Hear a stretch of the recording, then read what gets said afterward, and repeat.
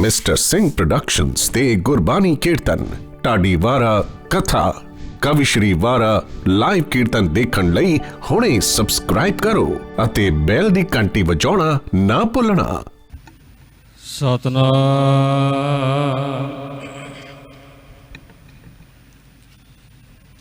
ਸ੍ਰੀ ਵਾਹਿਗੁਰੂ ਸਾਹਿਬ ਜੀ। ਦਰਸ਼ਨ ਪਿਆਸੇ ਦਿਨ ਸਰਾਤ ਚਿਤ ਬਹੁ ਆਨੰਦ ਨੀਤ।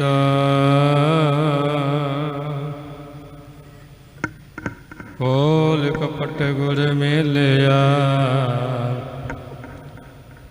ਨਾਨਕ ਹਰ ਸੰਗ ਮੀਤਾ।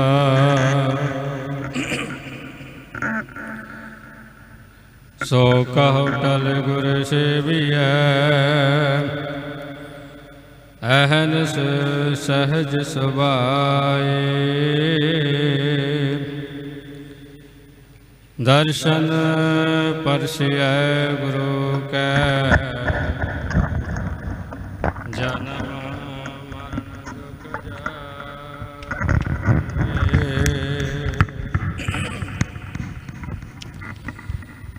ਸਤਨਾਮ ਸ੍ਰੀ ਵਾਹਿਗੁਰੂ ਸਾਹਿਬ ਜੀ। ਰਾਮਾਨੰਦ ਜੀ ਘਰ ਪਹਿਲਾ ਇਕ ਓੰਕਾਰ ਸਤਿਗੁਰ ਪ੍ਰਸਾਦ। ਕਤ ਜਾਈਐ ਰੇ ਘਰ ਲਾਗੋ ਰੰਗ ਮੇਰਾ ਚਿਤ ਨਾ ਚੱਲੈ ਮਨ ਭਇਓ ਪੰਗ। ਕਤ ਜਾਈਐ ਰੇ ਘਰ ਲਾਗੋ ਰੰਗ ਮੇਰਾ ਚਿਤ ਨਾ ਚੱਲੈ ਮਨ ਭਇਓ ਪੰਗ। ਰਹਾਉ ਏਕ ਦਿਵਸ ਮਨ ਭਈ ਉਮੰਗ ਘਸ ਚੰਦਨ ਜੋਆ ਬਹੁ ਸੁਗੰਧ। ਪੂਜਨ ਚਾਲੀ ਬ੍ਰਹਮ ਠਾਏ ਸੋ ਬ੍ਰਹਮ ਬਤਾਇਓ ਗੁਰ ਮਨਿ ਮਾਹੇ। ਪੂਜਨ ਚਾਲੀ ਬ੍ਰਹਮ ਠਾਏ ਸੋ ਬ੍ਰਹਮ ਬਤਾਇਓ ਗੁਰ ਮਨਿ ਮਾਹੇ। ਵਾਹਿਗੁਰੂ ਜੀ ਕਾ ਖਾਲਸਾ ਵਾਹਿਗੁਰੂ ਜੀ ਕੀ ਫਤਿਹ। ਮੇਰ ਕਰੋ ਤ੍ਰਿਣ ਤੇ ਮੋਹਿ ਜਾਏ।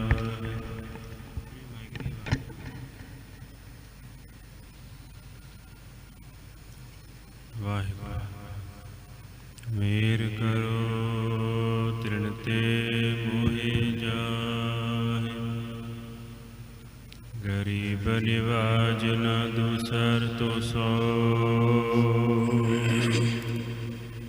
ਭੂਲ ਛਿਮੋ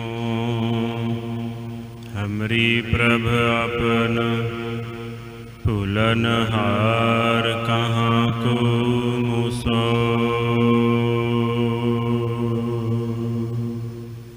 सेव करी तुम रहतिन कै सब ही ग्रह देखियत द्रव परुसो।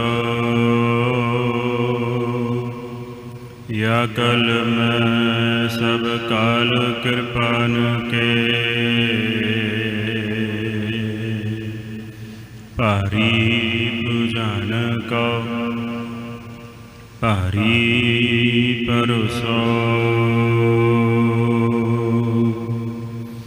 नह समर्थं नह सेवकं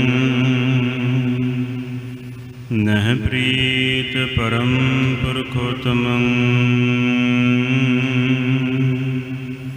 ਤੋ ਪ੍ਰਸਾਦ ਸਿਮਰਤੇ ਨਾਮੰ ਨਾਨਕ ਕਿਰਪਾਲ ਹਰ ਹਰ ਗੁਰੰ ਮੁਕੁਚਰੈ ਸ਼ਾਸਤਰ ਖਟ ਪਿੰਗ ਗਿਰਨ ਚੜ ਜਾਏ ਅੰਧ ਲਖੈ ਬਦਰੋ ਸੁਨੈ ਜੋ ਕਾਲ ਕਿਰਪਾ ਕਰਾਏ ਅੰਧ ਲਖੈ ਬਦਰੋ ਸੁਨੈ ਜੋ ਕਾਲ ਕਿਰਪਾ ਕਰਾਏ ਜੁਗੋ ਜੁਗ ਅਟਲ ਚਵਰ ਛਤਰ ਤਖਤ ਦੇ ਮਾਲਕ ਰਾਜਾਨ ਰਾਜ ਭਾਨਾਨ ਭਾਨ ਦੇਵਾਨ ਦੇਵ ਉਪਮਾ ਮਹਾਨ ਕੋਟ ਬ੍ਰਹਮੰਡਾ ਦੇ ਮਾਲਕ ਜਗਦੀ ਸ੍ਰੀ ਗੁਰੂ ਗ੍ਰੰਥ ਸਾਹਿਬ ਮਹਾਰਾਜ ਜੀ ਦੀ ਸਾਜੀ ਨਿਵਾਜੀ ਗੁਰੂ ਰੂਪ ਗੁਰੂ ਪਿਆਰੀ ਸਾਧ ਸੰਗਤ ਜੀਓ ਤਹੀ ਪ੍ਰਕਾਸ਼ ਹਮਾਰਾ ਭਇਓ ਪਟਨਾ ਸ਼ਹਿਰ ਵਿਖੇ ਭਵ ਲਇਓ ਹਮ ਇਹ ਕਾਜ ਜਗਤ ਮੋ ਆਏ ਧਰਮ ਹੇਤ ਗੁਰਦੇਵ ਪਠਾਏ ਜਹਾਂ ਤਹਾਂ ਤੁਮ ਧਰਮ ਬਿਥਾਰੋ ਦੁਸ਼ਟ ਦੋਖੀ ਅਨ ਪਕੜ ਪਛਾਰੋ ਯਾਹੀ ਕਾਜ ਧਰਾ ਹਮ ਜਨਮੰ ਸਮਝ ਲਿਹੋ ਸਾਧੂ ਸਭ ਮਨਮੰ ਧਰਮ ਚਲਾਵਨ ਸੰਤ ਉਬਾਰਨ ਦੁਸ਼ਟ ਸਭਨ ਕੋ ਮੂਲ ਉਬਾੜਨ ਧਨ ਧਨ ਕਲਗੀਧਰ ਪਿਤਾ ਬਾਲਾ ਪ੍ਰੀਤਮ ਅੰਮ੍ਰਿਤ ਕੇ ਦਾਤੇ ਸਰਬੰਸ ਦਾਨੀ ਕਾਦਰੇ ਹਰ ਕਾਰ ਗੁਰੂ ਗੋਬਿੰਦ ਸਿੰਘ ਬੇਕਸਾਰਾ ਯਾਰ ਗੁਰੂ ਗੋਬਿੰਦ ਸਿੰਘ ਰੂਹ ਦਰ ਹਰ ਜਿਸਮ ਗੁਰੂ ਗੋਬਿੰਦ ਸਿੰਘ ਨੂਰ ਦਰ ਹਰ ਚਸ਼ਮ ਗੁਰੂ ਗੋਬਿੰਦ ਸਿੰਘ ਹਕ ਹਕ ਅੰਦੇਸ਼ ਗੁਰੂ ਗੋਬਿੰਦ ਸਿੰਘ ਬਾਦਸ਼ਾਹ ਦਰਵੇਸ਼ ਗੁਰੂ ਗੋਬਿੰਦ ਸਿੰਘ ਮਹਾਰਾਜ ਜੀ ਦੇ ਪਾਵਨ ਪਵਿੱਤਰ ਪ੍ਰਕਾਸ਼ ਸਥਾਨ ਤਖਤ ਸ੍ਰੀ ਹਰਿਮੰਦਰ ਜੀ ਪਟਨਾ ਸਾਹਿਬ ਵਿਖੇ ਅੰਮ੍ਰਿਤ ਵੇਲੇ ਤੋਂ ਅੰਮ੍ਰਿਤਮਈ ਦੀਵਾਨ ਸਜ ਰਹੇ ਨੇ। ਅੰਮ੍ਰਿਤਮਈ ਦੀਵਾਨਾਂ ਵਿੱਚ ਪੰਜ ਬਾਣੀਆਂ ਦਾ ਨਿਤਨੇਮ ਜਪਜੀ ਸਾਹਿਬ ਜੋ ਬ੍ਰਹਮ ਗਿਆਨ ਦੀ ਦਾਤ ਦੇਣ ਵਾਲੀ ਬਾਣੀ ਹੈ, ਜਾਪ ਸਾਹਿਬ ਜਿਹਦੇ ਵਿੱਚ ਅਕਾਲ ਪੁਰਖ ਵਾਹਿਗੁਰੂ ਜੀ ਦੇ ਸਰੂਪ ਲੱਖਣ ਦੇ ਤਟਸਥੀ ਲੱਖਣ ਸ੍ਰੀ ਗੁਰੂ ਗੋਬਿੰਦ ਸਿੰਘ ਜੀ ਮਹਾਰਾਜ ਜੀ ਨੇ ਵਰਣਨ ਕੀਤੇ ਹਨ। ਸਵਈਏ ਜਿਹਦੇ ਵਿੱਚ ਵੈਰਾਗ ਦੀ ਪ੍ਰਤਿਪਾਦਨਾ ਕੀਤੀ ਹੈ ਸਤਿਗੁਰਾਂ ਨੇ। ਚੌਪਈ ਸਾਹਿਬ ਦਾ ਜਾਪ ਕਰਨ ਦੇ ਨਾਲ ਰੱਖਿਆ ਹੁੰਦੀ ਹੈ। ਆਨੰਦ ਸਾਹਿਬ ਦਾ ਜਾਪ ਕਰਨ ਦੇ ਨਾਲ ਆਨੰਦ ਭਇਆ ਮੇਰੀ ਮਾਏ ਸਤਿਗੁਰੂ ਮੈਂ ਪਾਇਆ ਦੀ ਪ੍ਰਾਪਤੀ ਹੁੰਦੀ ਹੈ। ਆਸਾ ਦੀ ਵਾਰ ਦੇ ਪਾਵਨ ਕੀਰਤਨ ਆਪ ਜੀਆਂ ਨੇ ਬੜੇ ਹੀ ਪ੍ਰੇਮ ਸ਼ਰਧਾ ਭਾਵਨਾ ਦੇ ਨਾਲ ਸਰਵਣ ਕੀਤੇ ਹਨ।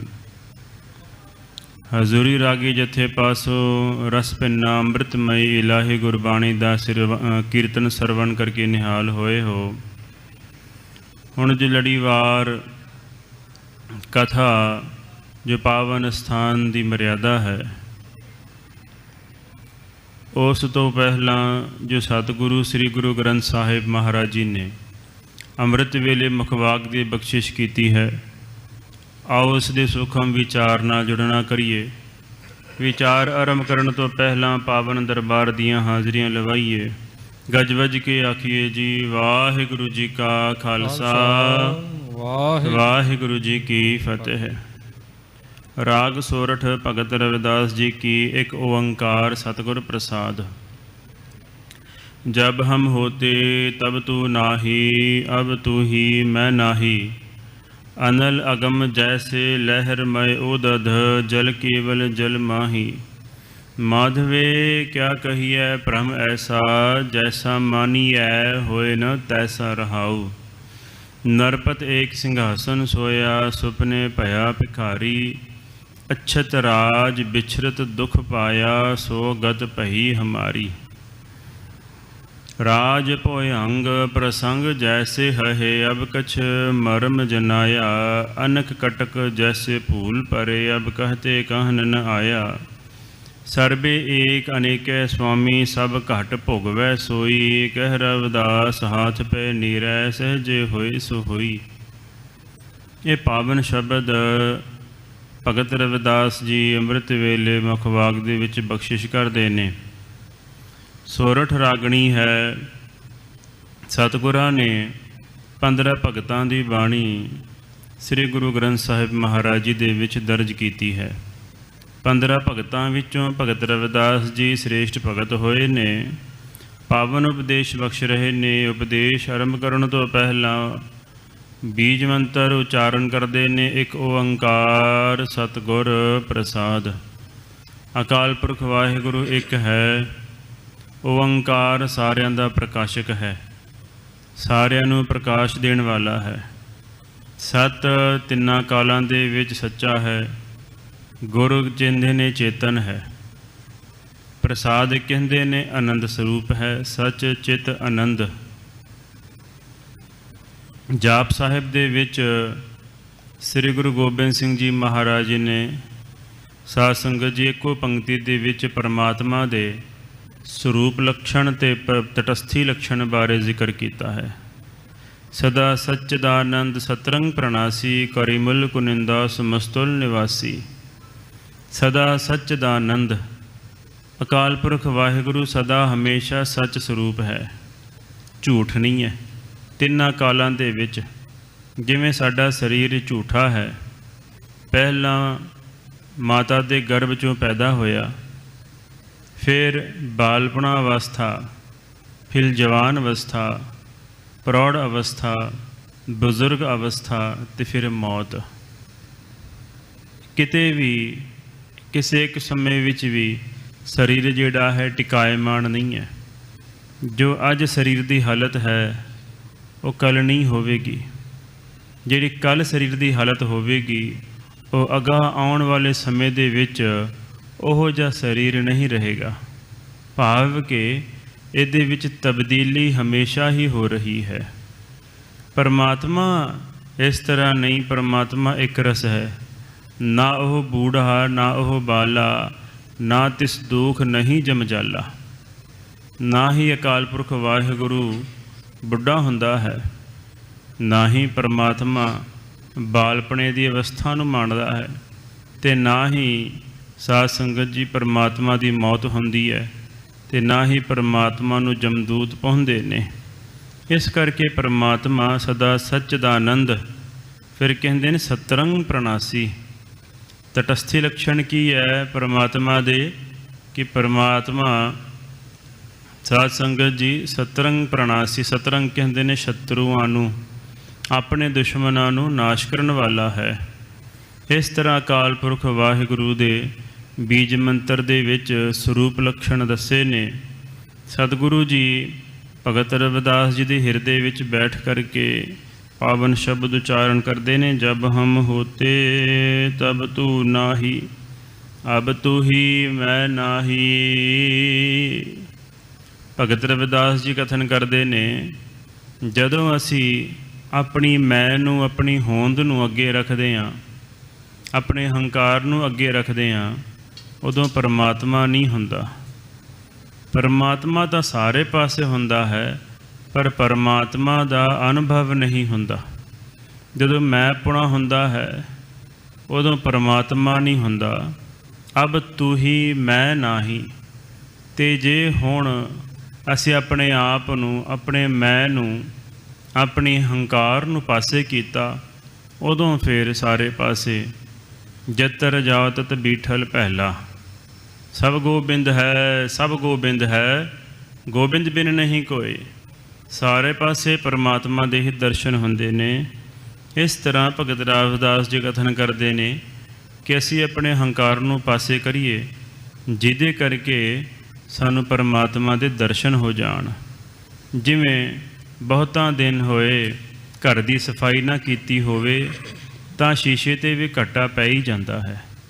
ਤੇ ਜਿਹਦੇ ਸ਼ੀਸ਼ੇ ਤੇ ਘੱਟਾ ਪਿਆ ਹੋਵੇ ਉਹਦੇ ਵਿੱਚ ਆਪਣਾ ਮੁਖ ਵੇਖਣਾ ਸੰਭਵ ਨਹੀਂ ਹੈ। ਥੋੜ੍ਹਾ ਬਹੁਤ ਦਿਸੇਗਾ, ਧੁੰਦਲਾ ਦਿਸੇਗਾ। ਇਹਦੇ ਵਾਸਤੇ ਕੀ ਕਰਨਾ ਪਵੇਗਾ ਕਿ ਅਸੀਂ ਆਪਣੇ ਮੁਖ ਨੂੰ ਚੰਗੀ ਤਰ੍ਹਾਂ ਵੇਖ ਲਈ, ਫਿਰ ਅਸੀਂ ਚੰਗੀ ਤਰ੍ਹਾਂ ਆਪਣਾ ਮੁਖ, ਆਪਣਾ ਮਹਾਂਦਰਾ ਸ਼ੀਸ਼ੇ ਦੇ ਵਿੱਚ ਵੇਖ ਸਕਦੇ ਹਾਂ। ਭਗਤ ਨਾਮਦੇਵ ਜੀ ਬੜਾ ਸੋਹਣਾ ਕਹਿੰਦੇ ਨੇ ਕਿ ਦਰਪਨ ਮਾਹੇ ਦੇਖ ਮੁਖ ਜੈਸਾ, ਨਾਮੇ ਕਾ ਸੁਆਮੀ ਬਿਠਲ ਐਸਾ। ਪਰਮਾਤਮਾ ਕਿਹੋ ਜਿਹਾ ਹੈ, ਜਿਵੇਂ ਅਸੀਂ ਆਪਣੇ ਆਪ ਨੂੰ ਸ਼ੀਸ਼ੇ ਵਿੱਚ ਵੇਖ ਲਈਏ ਨਾ, ਦਰਪਨ ਮਾਹੇ ਦੇਖ ਮੁਖ ਜੈਸਾ, ਜਿਹੋ ਜਿਹਾ ਚਿਹਰਾ ਅਸੀਂ ਆਪਣੇ ਸ਼ੀਸ਼ੇ ਵਿੱਚ ਬਣਾਵਾਂਗੇ ਉਹੋ ਜਿਹਾ ਹੀ ਦਰਪਣ ਨੇ ਅੱਗੇ ਉਸ ਨੂੰ ਰਿਫਲੈਕਟ ਕਰ ਦੇਣਾ ਹੈ। ਉਹੋ ਜਿਹਾ ਹੀ ਮੁਖੜਾ ਸ਼ੀਸ਼ੇ ਨੇ ਵਿਖਾ ਦੇਣਾ ਹੈ। ਜਿਹੋ ਜਿਹਾ ਹੀ ਜੇ ਸਿੱਧਾ ਚਿਹਰਾ ਰੱਖਾਂਗੇ ਤਾਂ ਸ਼ੀਸ਼ੇ ਨੇ ਸਾਫ਼ ਸਿੱਧਾ ਚਿਹਰਾ ਵਿਖਾ ਦੇਣਾ ਹੈ। ਜੇ ਹੱਸਦਾ ਹੋਇਆ ਚਿਹਰਾ ਅਸੀਂ ਸ਼ੀਸ਼ੇ ਵਿੱਚ ਵੇਖਾਂਗੇ ਤੇ ਸ਼ੀਸ਼ੇ ਨੇ ਦੱਸ ਦੇਣਾ ਆ ਕਿ ਸਰੀਰ ਜਿਹੜਾ ਹੈ ਮੁਖੜੇ 'ਤੇ ਹੱਸੀ ਆ ਰਹੀ ਹੈ। ਜੇ ਗੁੱਸੇ ਵਿੱਚ ਮੱਥੇ 'ਤੇ ਤਿਉੜੀਆਂ ਨੇ ਵੱਟ ਪਏ ਹੋਏ ਨੇ, ਫਿਰ ਸਾਧ ਸੰਗਤ ਜੀ ਸ਼ੀਸ਼ੇ ਨੇ ਉਹ ਵੀ ਦੱਸ ਦੇਣਾ ਆ।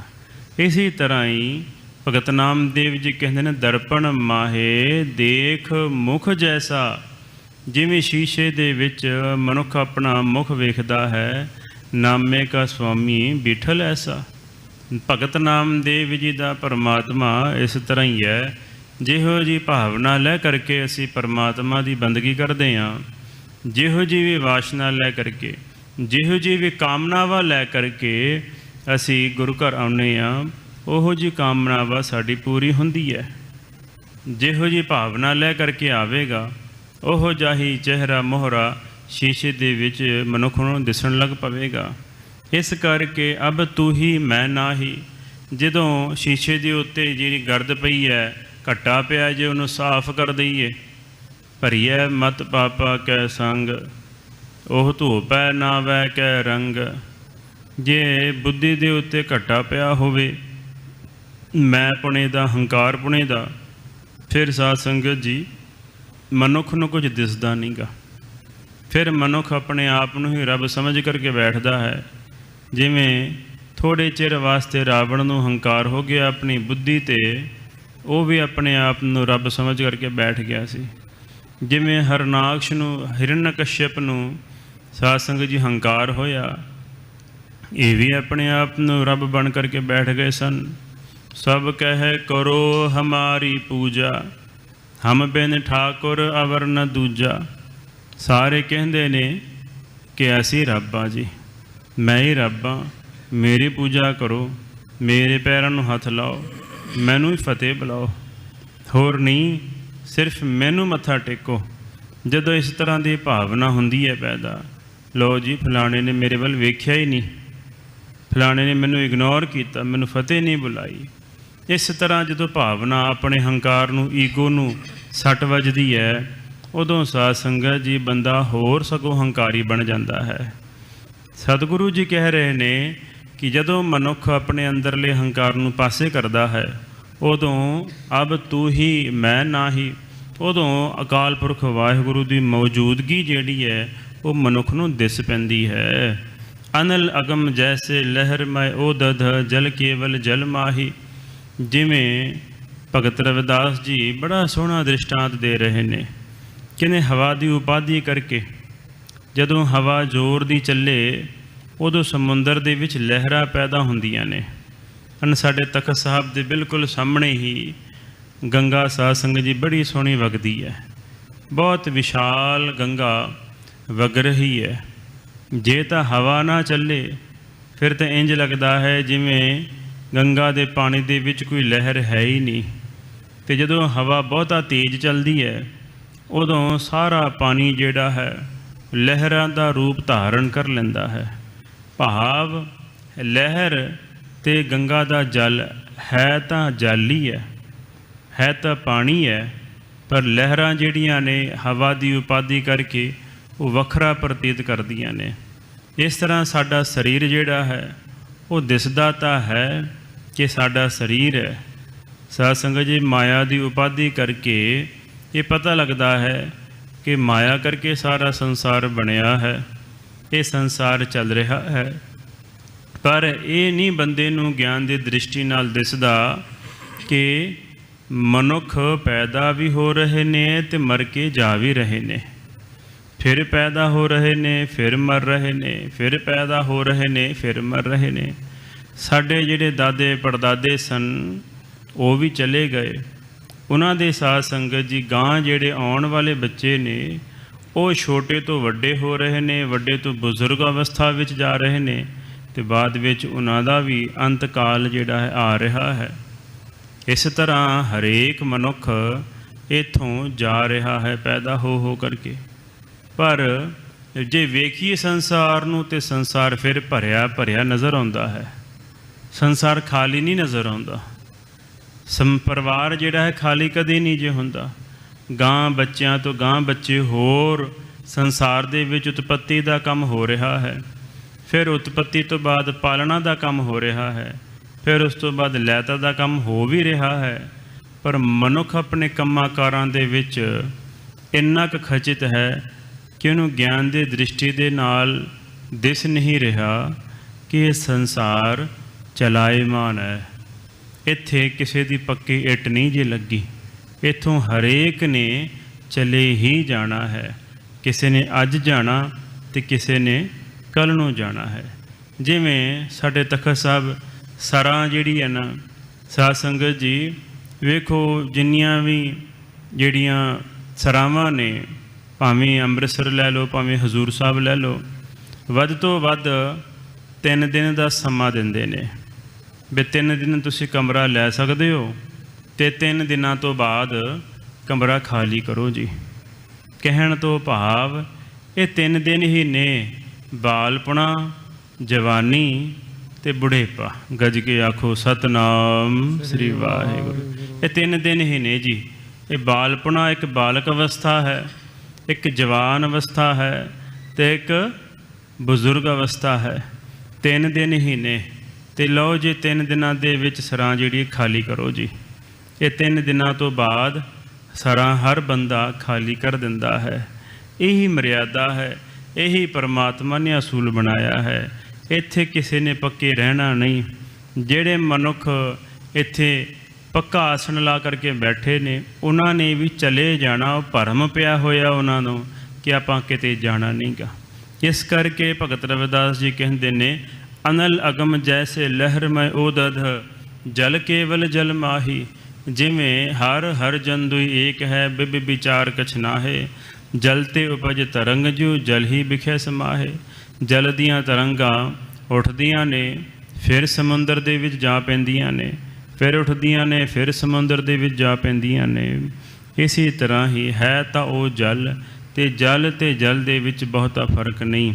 ਜੇ ਨਦੀ ਵਿੱਚੋਂ ਕੋਈ ਸਾਧ ਸੰਗਤ ਜੀ ਗਲਾਸ ਪਾਣੀ ਦਾ ਕੱਢ ਲਵੇ ਅਤੇ ਫਿਰ ਸਮੁੰਦਰ ਵਿੱਚ ਨਦੀ ਵਿੱਚ ਪਾ ਦੇਵੇ ਅਤੇ ਇਹਦੇ ਨਾਲ ਕੋਈ ਬਹੁਤਾ ਫਰਕ ਨਹੀਂ ਜੇ ਪੈਣ ਲੱਗਾ। ਆਪਾਂ ਇਹ ਨਹੀਂ ਕਹਿ ਸਕਦੇ ਕਿ ਇਹ ਜੀ ਨਦੀ ਦਾ ਪਾਣੀ ਹੈ ਅਤੇ ਇਹ ਜੀ ਗਲਾਸ ਦਾ ਪਾਣੀ ਹੈ। ਠੀਕ ਹੈ, ਉਸ ਨਦੀ ਦੇ ਪਾਣੀ ਨੇ ਗਲਾਸ ਦਾ ਆਕਾਰ ਧਾਰਨ ਕਰ ਲਿਆ ਹੈ, ਪਰ ਹੈ ਤਾਂ ਉਹ ਜਲ ਹੀ ਹੈ। ਇਸ ਕਰਕੇ ਅਖੀਰ 'ਤੇ ਸਾਰਾ ਕੁਝ ਪਰਮਾਤਮਾ ਹੀ ਹੈ। ਕਿ ਸਰਬਤਰ ਦੇਸੈ, ਕਿ ਸਰਬਤਰ ਭੇਸੈ। ਸਾਰੇ ਪਾਸੇ ਅਕਾਲ ਪੁਰਖ ਵਾਹਿਗੁਰੂ ਦਾ ਪ੍ਰਕਾਸ਼ ਹੈ। ਮਾਧਵੇ ਕਿਆ ਕਹੀਐ ਭ੍ਰਮ ਐਸਾ, ਹੇ ਮਾਇਆ ਦੇ ਪਤੀ। ਕਿਵੇਂ ਕਹੀਏ ਵੀ ਭਰਮ ਜਿਹੜਾ ਹੈ ਕਿਵੇਂ ਕਿਹੋ ਜਿਹਾ ਪਿਆ ਹੋਇਆ ਹੈ ਲੋਕਾਂ 'ਤੇ। ਵਿਸ਼ਰਾਮ ਦੇ ਕਰਕੇ ਨਰਪਤ ਇੱਕ ਸਿੰਘਾਸਨ ਸੋਇਆ, ਸੁ ਗਿਆ। ਅਛਤ ਰਾਜ ਵਿਛਰਤ ਦੁਖ ਪਾਇਆ, ਸੋਗਤ ਭਈ ਹਮਾਰੀ। ਇਸ ਤਰ੍ਹਾਂ ਦੀ ਹਾਲਤ ਹੋਈ ਜਦੋਂ ਤਰਬ ਕੇ ਉੱਠਿਆ ਅਤੇ ਵੇਖਿਆ ਮੈਂ ਤਾਂ ਸੁਪਨੇ ਦੇ ਵਿੱਚ ਭਿਖਾਰੀ ਬਣ ਗਿਆ ਸੀ। ਚੰਗਾ ਭਲਾ ਮੈਂ ਰਾਜਾ ਸੀ। ਰਾਜਾ ਹੈ, ਰਾਜਾ ਸੀ ਨਹੀਂ, ਰਾਜਾ ਹੈ, ਹੁਣ ਵੀ ਹੈ। ਪਰ ਜਦੋਂ ਸੁਪਨੇ ਤੋਂ ਉੱਠਿਆ ਇੱਕਦਮ ਸਾਧ ਸੰਗਤ ਜੀ ਭਰਮ ਇਹੋ ਜਿਹਾ ਪਿਆ ਵੀ ਮੇਰਾ ਸਾਰਾ ਰਾਜ ਭਾਗ ਖੁੱਸ ਗਿਆ। ਇਸ ਤਰ੍ਹਾਂ ਦੀ ਹਾਲਤ ਮਨੁੱਖ ਦੀ ਹੁੰਦੀ ਹੈ ਜਦੋਂ ਵੀ ਮਨੁੱਖ ਸੁਪਨੇ ਵਿੱਚ। ਸਾਧ ਸੰਗਤ ਜੀ ਮਨ ਜਿਹੜਾ ਹੈ ਉਹ ਇੱਕ ਬੜਾ ਪਵਿੱਤਰ ਗ੍ਰੰਥ ਹੈ ਵਿਚਾਰ ਚੰਦਰੋਦੈ। ਉਹਦੇ ਵਿੱਚ ਜ਼ਿਕਰ ਆਉਂਦਾ ਹੈ ਕਿ ਸਾਡੇ ਗਲੇ ਦੇ ਵਿੱਚ ਇੱਕ ਨਾੜੀ ਹੈ ਜੋ ਸਾਡੇ ਵਾਲ ਨਾਲੋਂ ਵੀ 100ਵਾਂ ਹਿੱਸਾ ਬਰੀਕ ਹੈ। ਇੰਨੀ ਬਰੀਕ ਨਾੜੀ ਦੇ ਵਿੱਚ ਮਨ ਜਿਹੜਾ ਹੈ ਜਾ ਕਰਕੇ ਸੁਪਨੇ ਲੈਂਦਾ ਹੈ। ਇੰਨੀ ਸੂਖਮ ਅਵਸਥਾ ਦੇ ਵਿੱਚ ਮਨ ਜਾ ਕਰਕੇ ਸਾਧ ਸੰਗਤ ਜੀ ਆਪਣੀ ਵੱਖਰੀ ਸ੍ਰਿਸ਼ਟੀ ਪੈਦਾ ਕਰਦਾ ਹੈ, ਵੱਖਰੀ ਦੁਨੀਆ ਪੈਦਾ ਕਰਦਾ ਹੈ, ਫਿਰ ਉਹਦੇ ਵਿੱਚ ਦੁੱਖ ਸੁੱਖ ਨੂੰ ਭੋਗਣਾ ਕਰਦਾ ਹੈ। ਇਸ ਤਰ੍ਹਾਂ ਦੀ ਮਨ ਦੀ ਹਾਲਤ ਹੈ। ਅਤੇ ਜਦੋਂ ਸੁਪਨਾ ਟੁੱਟਦਾ ਹੈ ਅਤੇ ਫਿਰ ਅਸਲੀਅਤ ਦੇ ਵਿੱਚ ਉਹ ਸਾਧ ਸੰਗਤ ਜੀ ਹੁੰਦਾ ਕੁਛ ਵੀ ਨਹੀਂ। ਇਸੇ ਕਰਕੇ ਵੇਖੋ ਕਿੰਨੀ ਕੁ ਸ੍ਰੀ ਗੁਰੂ ਤੇਗ ਬਹਾਦਰ ਜੀ ਮਹਾਰਾਜ ਜੀ ਦੀ ਗਿਆਨ ਦੀ ਦ੍ਰਿਸ਼ਟੀ ਹੋਣੀ ਹੈ। ਸਤਿਗੁਰੂ ਜੀ ਸੰਸਾਰ ਨੂੰ ਸੁਪਨਾ ਕਹਿ ਰਹੇ ਨੇ। ਅਸੀਂ ਤਾਂ ਨਹੀਂ ਕਦੀ ਸੰਸਾਰ ਨੂੰ ਸੁਪਨਾ ਕਿਹਾ। ਆਪਾਂ ਕਦੀ ਕਿਹਾ ਵੀ ਮੇਰਾ ਪਰਿਵਾਰ ਸੁਪਨਾ ਆ ਜੀ, ਆ ਮੇਰਾ ਸਰੀਰ ਜਿਹੜਾ ਇਹ ਸੁਪਨਾ ਆ ਜੀ। ਆਪਾਂ ਕਦੀ ਕਿਹਾ? ਕਦੀ ਨਹੀਂ। ਕਿਉਂ? ਆਪਾਂ ਇਹਨੂੰ ਸੱਚ ਮੰਨਦੇ ਹਾਂ। ਸ੍ਰੀ ਗੁਰੂ ਤੇਗ ਬਹਾਦਰ ਜੀ ਮਹਾਰਾਜ ਜੀ ਕਹਿੰਦੇ ਨੇ ਕਿਨੇ ਜਗ ਸੁਪਨੇ ਜਿਉ ਜਾਨ, ਜਾਣਨਾ ਕਰ ਜਾਣ ਲੈ ਗਿਆਨ ਲੈ। ਇਹ ਸੰਸਾਰ ਸੁਪਨੇ ਵਰਗਾ ਹੀ ਹੈ। ਇਸ ਨੂੰ ਬਹੁਤਾ ਸੀਰੀਅਸ ਨਹੀਂ ਲੈਣਾ ਚਾਹੀਦਾ। ਲੋਕੀ ਬਹੁਤਾ ਸੰਸਾਰ ਨੂੰ, ਆਪਣੀ ਲਾਈਫ ਨੂੰ ਸੀਰੀਅਸ ਲੈ ਲੈਂਦੇ ਨੇ। ਉਹ ਜੀ ਹਾਲੇ ਤੱਕ ਮੈਨੂੰ ਜੋਬ ਨਹੀਂ ਲੱਗੀ, ਉਹ ਹਾਲੇ ਤੱਕ ਵਿਆਹ ਨਹੀਂ ਹੋਇਆ, ਉਹ ਹਾਲੇ ਤੱਕ ਘਰ ਨਹੀਂ ਬਣਿਆ, ਉਹ ਵੇਖ ਲਓ ਹਾਲੇ ਤੱਕ ਮੈਂ ਗੱਡੀ ਲੈਣੀ ਸੀ, ਗੱਡੀ ਨਹੀਂ ਲਈ ਗਈ। ਇਸ ਤਰ੍ਹਾਂ ਸਾਧ ਸੰਗਤ ਜੀ ਛੋਟੀਆਂ ਛੋਟੀਆਂ ਗੱਲਾਂ ਦੇ ਵਿੱਚ ਫਸ ਕਰਕੇ ਓਵਰ ਥਿੰਕਿੰਗ,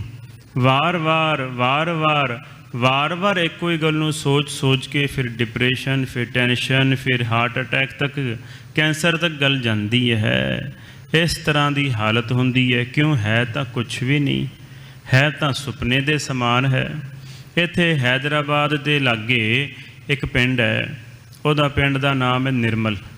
ਉੱਥੇ ਸਾਧ ਸੰਗਤ ਜੀ ਜਦੋਂ ਮਹਾਰਾਜਾ ਰਣਜੀਤ ਸਿੰਘ ਜੀ ਨੇ ਆਪਣੀ ਫੌਜ ਭੇਜੀ ਸੀ ਨਾ, ਉੱਥੋਂ ਦੇ ਨਿਜ਼ਾਮ ਨੂੰ ਪਠਾਨਾਂ ਤੋਂ ਡਰ ਪੈ ਗਿਆ ਸੀ ਵੀ ਇਹ ਪਠਾਨ ਕਿਤੇ ਮੇਰੇ ਤੋਂ ਆਕੀ ਹੋ ਕਰਕੇ ਮੈਨੂੰ ਮਾਰ ਨਾ ਦੇਣ ਜਾਂ ਮੇਰੇ ਹੈਦਰਾਬਾਦ ਦੇ ਇਸ ਇਲਾਕੇ 'ਤੇ ਕਬਜ਼ਾ ਹੀ ਨਾ ਕਰ ਲੈਣ। ਅਤੇ ਉਹਨੇ ਚਿੱਠੀ ਲਿਖੀ ਸੀ ਹੈਦਰਾਬਾਦ ਦੇ ਨਿਜ਼ਾਮ ਨੇ ਮਹਾਰਾਜਾ ਰਣਜੀਤ ਸਿੰਘ ਨੂੰ ਕਿ ਮੇਰੀ ਮਦਦ ਕਰੋ ਜੀ। ਉਸ ਸਮੇਂ ਫਿਰ ਮਹਾਰਾਜਾ ਰਣਜੀਤ ਸਿੰਘ ਨੇ ਆਪਣੀ 20,000 ਫੌਜ ਜਿਹੜੀ ਹੈ ਉਹ ਹੈਦਰਾਬਾਦ ਦੇ ਇਲਾਕੇ ਦੇ ਵਿੱਚ ਭੇਜੀ ਸੀ। ਉਦੋਂ ਉੱਥੋਂ ਦਾ ਜਿਹੜਾ ਨਿਜ਼ਾਮ ਹੈ ਹੈਦਰਾਬਾਦ ਦਾ, ਉਹਦੀ ਮਦਦ ਕੀਤੀ ਸੀ ਸਿੰਘਾਂ ਨੇ। ਅਤੇ ਸਿੰਘਾਂ ਨੇ ਮਦਦ ਕੀਤੀ ਹੈ ਮੇਰੀ, ਇਸ ਕਰਕੇ ਕਾਫੀ ਸਾਰੇ ਸਿੰਘਾਂ ਨੂੰ ਪਿੰਡਾਂ ਦੇ ਪਿੰਡ ਜਿਹੜੇ ਨੇ ਉਹ ਪਟੇ ਲਿਖ ਕਰਕੇ ਜਿਹੜਾ ਹੈਦਰਾਬਾਦ ਦਾ ਨਿਜ਼ਾਮ ਹੈ ਉਹਨੇ ਸਿੰਘਾਂ ਨੂੰ ਵੰਡੇ ਨੇ। ਇੱਕ ਪਿੰਡ ਇੱਕ ਸਾਧ ਸੰਗਤ ਜੀ ਸਿੰਘ ਨੂੰ ਉਹਨੇ ਵੰਡੇ ਨੇ। ਅਤੇ ਕਈ ਸਿੰਘ ਜਿਹੜੇ ਤਿਆਗੀ ਵਿਰਾਗੀ ਸਾਧ ਸੰਗਤ ਜੀ ਹਮੇਸ਼ਾ ਹੀ ਘੋੜਿਆਂ 'ਤੇ ਹੀ ਰਹਿਣਾ, ਉਹਨਾਂ ਨੇ ਹਮੇਸ਼ਾ ਚੜ੍ਹਦੀ ਕਲਾ ਵਿੱਚ ਰਹਿਣਾ। ਥੋੜ੍ਹਾ ਜਿੰਨਾ ਵੀ ਮਾਇਆ ਦੀ ਪਰਵਾਹ ਨਹੀਂ ਕਰਨੀ, ਮਾਇਆ ਇਕੱਠੀ ਕਰਨ ਬਾਰੇ ਸੋਚਣਾ ਨਹੀਂ, ਆਪਣੇ ਪਰਿਵਾਰਾਂ ਬਾਰੇ ਬਹੁਤਾ ਸੋਚਣਾ ਨਹੀਂ ਹੈ, ਹਮੇਸ਼ਾ ਗੁਰੂ ਜਪਣਾ। ਅਤੇ ਉਹਨਾਂ ਨੇ ਕੀ ਕਰਨਾ ਸਾਧ ਸੰਗਤ ਜੀ, ਇੱਕ ਸਿੰਘ ਨੂੰ ਉੱਥੋਂ ਦੇ ਨੂੰ ਉਹਨਾਂ ਦੇ ਵੱਡੇ ਬਜ਼ੁਰਗ ਸਨ ਅਤੇ ਉਹਨੂੰ ਵੀ ਸਾਧ ਸੰਗਤ ਜੀ ਹੈਦਰਾਬਾਦ ਦੇ ਨਿਜ਼ਾਮ ਨੇ ਉਹ ਪਿੰਡ ਨਿਰਮਲ ਜਿਹੜਾ ਸੀ ਪੱਟੇ ਦੇ ਵਿੱਚ ਲਿਖ ਕੇ ਦਿੱਤਾ ਸੀ। ਅਤੇ ਉਸ ਸਿੰਘ ਨੇ ਕੀ ਕੀਤਾ, ਕਹਿੰਦੇ ਉਹ ਪਟੇ ਦਾ ਕਾਗਜ਼ ਨੂੰ ਗੋਲ ਕਰਕੇ ਨਾ ਆਪਣੀ ਬੰਦੂਕ ਦੀ ਨਲੀ ਵਿੱਚ ਪਾ ਕਰਕੇ ਫਾਇਰ ਛੱਡਤਾ। ਉਹਦੇ ਨਾਲ ਤਾਂ ਸਾਧ ਸੰਗਤ ਜੀ ਉਹ ਸਾਰੇ ਤੁੰਬਾ ਹੋ ਗਿਆ ਜਿਹੜਾ ਲੈਟਰ ਸੀ, ਜਿਹੜਾ ਪੇਪਰ ਸੀ। ਇਸ ਤਰ੍ਹਾਂ ਪਰ ਅੱਜ ਉਹਨਾਂ ਦਾ ਜਿਹੜਾ ਪਰਿਵਾਰ ਹੈ ਉਹ ਸਾਧ ਸੰਗਤ ਜੀ ਬਹੁਤ ਹੀ ਬੁਰੀ ਹਾਲਤ ਵਿੱਚ ਹੈ। ਠੀਕ ਹੈ, ਸਾਡੇ ਵੱਡੇ ਵਡੇਰਿਆਂ ਨੇ ਤਿਆਗ ਕੀਤਾ, ਪਰ ਸਾਧ ਸੰਗਤ ਜੀ ਸਮਾਂ ਜਿਹੜਾ ਹੈ ਨਾ ਉਹ ਵੀ ਵਿਚਾਰ ਲੈਣਾ ਚਾਹੀਦਾ ਹੈ। ਜਿਹੜੀ ਚੀਜ਼ ਪਰਮਾਤਮਾ ਵਾਲੇ ਪਾਸੋਂ ਕੁਦਰਤੀ ਮਿਲ ਰਹੀ ਹੋਵੇ ਉਹਦਾ ਤਿਆਗ ਨਹੀਂ ਕਰਨਾ ਚਾਹੀਦਾ, ਉਹ ਲੈ ਲੈਣੀ ਚਾਹੀਦੀ ਹੈ। ਇਸ ਕਰਕੇ ਇਸ ਤਰ੍ਹਾਂ ਦੀ ਹਾਲਤ ਹੁੰਦੀ ਹੈ। ਸਤਿਗੁਰੂ ਸਾਹਿਬ ਜੀ ਕਹਿੰਦੇ ਨੇ, ਮਾਧਵੇ ਕਿਆ ਕਹੀਏ ਭ੍ਰਮ ਐਸਾ, ਜੈਸਾ ਮਾਨੀਏ ਹੋਏ ਨਾ ਤੈਸਾ। ਰਾਜ ਭੁਯੰਗ ਪ੍ਰਸੰਗ ਜੈਸੇ ਹਹੇ, ਅਬ ਕਛ ਮਰਮ ਜਨਾਇਆ। ਜਿਵੇਂ ਸਾਧ ਸੰਗਤ ਜੀ ਜਿਹੜਾ ਪ੍ਰਸੰਗ ਹੈ ਨਾ ਸੱਪ ਦਾ ਅਤੇ ਰੱਸੀ ਦਾ, ਜਿਵੇਂ ਹਨੇਰੇ ਦੇ ਵਿੱਚ ਰੱਸੀ ਪਈ ਹੋਵੇ, ਭੁਲੇਖੇ ਦੇ ਵਿੱਚ ਮਨੁੱਖ ਸਮਝਦਾ ਹੈ ਵੀ ਇਹ ਕਿਤੇ ਸੱਪ ਹੀ ਨਾ ਪਿਆ ਹੋਵੇ। ਇਹ ਭੁਲੇਖਾ ਹੀ ਹੈ, ਭਰਮ ਹੀ ਹੈ। ਜਿੰਨਾ ਕੁ ਛੇਤੀ ਇਹ ਨਾਸ ਹੋ ਜਾਵੇ ਉਨਾ ਹੀ ਛੇਤੀ ਮਨੁੱਖ ਦੁੱਖਾਂ ਤੋਂ, ਤਕਲੀਫਾਂ ਤੋਂ, ਕਲੇਸ਼ਾਂ ਤੋਂ ਉਹਦਾ ਛੁਟਕਾਰਾ ਹੋ ਸਕਦਾ ਹੈ। ਅਨਕ ਕਟਕ ਜੈਸੇ ਭੂਲ ਪਰੇ ਅਬ ਕਹਤੇ ਕਾਹਨ ਨ ਆਇਆ। ਜਿਵੇਂ ਸੋਨੇ ਤੋਂ ਅਨੇਕ ਪ੍ਰਕਾਰ ਦੇ ਗਹਿਣੇ ਗੱਟੇ ਬਣ ਜਾਂਦੇ ਨੇ, ਇਸੇ ਤਰ੍ਹਾਂ ਹੀ ਇੱਕ ਪਰਮਾਤਮਾ ਤੋਂ ਸਾਰਾ ਸੰਸਾਰ ਬਣਿਆ ਹੋਇਆ ਹੈ। ਸਰਬੇ ਏਕ ਅਨੇਕੇ ਸੁਆਮੀ ਸਭ ਕਟ ਭੁਗਵੈ ਸੋਈ। ਕਹਿ ਰਵਿਦਾਸ ਹਾਥ ਪੈ ਨੇਰੈ ਸਹਜੇ ਹੋਈ ਸੋ ਹੋਈ। ਅਕਾਲ ਪੁਰਖ ਵਾਹਿਗੁਰੂ ਹੱਥਾਂ ਪੈਰਾਂ ਤੋਂ ਵੀ ਨੇੜੇ ਹੈ। ਉਹ ਸਾਰੇ ਪਾਸੇ ਹੈ, ਇੱਕ ਤੋਂ ਅਨੇਕ ਰੂਪ ਧਾਰਿਆ ਹੈ, ਸਾਰਿਆਂ ਦਾ ਮਾਲਕ ਹੈ। ਸਾਰੇ ਹਿਰਦੇ ਵਿੱਚ ਨਮੋ ਜੋਗ ਜੋਗੇ ਨਮੋ ਭੋਗ ਭੋਗੇ। ਆਪ ਜੋਗੀਆਂ ਦੇ ਵਿੱਚ ਜੁੜਨ ਵਾਲਾ ਵੀ ਆਪ ਹੀ ਹੈ, ਭੋਗੀਆਂ ਦੇ ਵਿੱਚ ਭੋਗ ਕਰਨ ਵਾਲਾ ਵੀ ਪਰਮਾਤਮਾ ਆਪ ਹੀ ਹੈ। ਇਹ ਪਾਵਨ ਉਪਦੇਸ਼ ਭਗਤ ਰਵਿਦਾਸ ਜੀ ਨੇ ਅੱਜ ਅੰਮ੍ਰਿਤ ਵੇਲੇ ਮੁੱਖ ਵਾਕ ਦੇ ਵਿੱਚ ਬਖਸ਼ਿਸ਼ ਕੀਤਾ ਹੈ। ਹੁਣ ਜੋ ਲੜੀਵਾਰ ਭਗਤ ਰਾਮਾਨੰਦ ਜੀ ਦੇ ਸ਼ਬਦ ਚੱਲ ਰਹੇ ਨੇ, ਆਓ ਮਨ ਚਿਤ ਬਿਰਤੀਆਂ ਨੂੰ ਇਕਾਗਰ ਕਰੋ। ਗੱਜ ਕੇ ਆਖੋ ਜੀ ਸਤਨਾਮ ਸ੍ਰੀ ਵਾਹਿਗੁਰੂ ਸਾਹਿਬ ਜੀ। ਸਤਨਾਮ ਸ੍ਰੀ ਵਾਹਿਗੁਰੂ ਸਾਹਿਬ ਜੀ। ਰਾਮਾਨੰਦ ਜੀ ਘਰ ਪਹਿਲਾ ਇੱਕ ਓੰਕਾਰ ਸਤਿਗੁਰ ਪ੍ਰਸਾਦ। ਭਗਤ ਰਾਮਾਨੰਦ ਜੀ ਵੈਸ਼ਨੋ ਮਤ ਦੇ ਸਾਧੂ ਹੋਏ ਨੇ, ਬ੍ਰਾਹਮਣ ਸਨ। ਭਗਤ ਰਾਮਾਨੰਦ ਜੀ ਭਗਤ ਕਬੀਰ ਜੀ ਦੇ ਆਦਿਕ ਗੁਰੂ ਵੀ ਹੋਏ ਨੇ। ਭਗਤ ਰਾਮਾਨੰਦ ਜੀ ਬਹੁਤ ਤਪਸਵੀ, ਬਹੁਤ ਭਗਤੀ ਵਾਲੇ, ਪ੍ਰੇਮਾ ਭਗਤੀ ਕਰਨ ਵਾਲੇ ਨੇ। ਸਤਿਗੁਰੂ ਅਰਜਨ ਦੇਵ ਜੀ ਮਹਾਰਾਜ ਜੀ ਨਾਮ ਲਿਖਦੇ ਨੇ ਰਾਮਾਨੰਦ ਜੀ। ਜੀ ਕਰਕੇ ਭਗਤ ਜੀ ਦਾ ਆਦਰ ਕਰਦੇ ਨੇ, ਸਤਿਕਾਰ ਕਰਦੇ ਨੇ। ਜਿਹੜੇ ਨਾਮ ਜਪਦੇ ਨੇ ਉਹਨਾਂ ਦਾ ਆਦਰ ਕਰਨਾ ਜ਼ਰੂਰੀ ਹੈ, ਲਾਜ਼ਮੀ ਹੈ। ਜਿਹੜੇ ਰੱਬ ਨਾਲ ਜੁੜੇ ਨੇ ਉਹਨਾਂ ਨੂੰ ਜੀ ਆਖਾਂਗੇ ਤਾਂ ਸਾਧ ਸੰਗਤ ਜੀ ਅਸੀਂ ਨਰਕਾਂ ਵਿੱਚ ਨਹੀਂ ਪਾਵਾਂਗੇ। ਜੇ ਕੋ ਜੀਓ ਕਹੈ ਉਹਨਾਂ ਕੋ ਜਮ ਕੀ ਤਲਬ ਨਾ ਹੋਏ।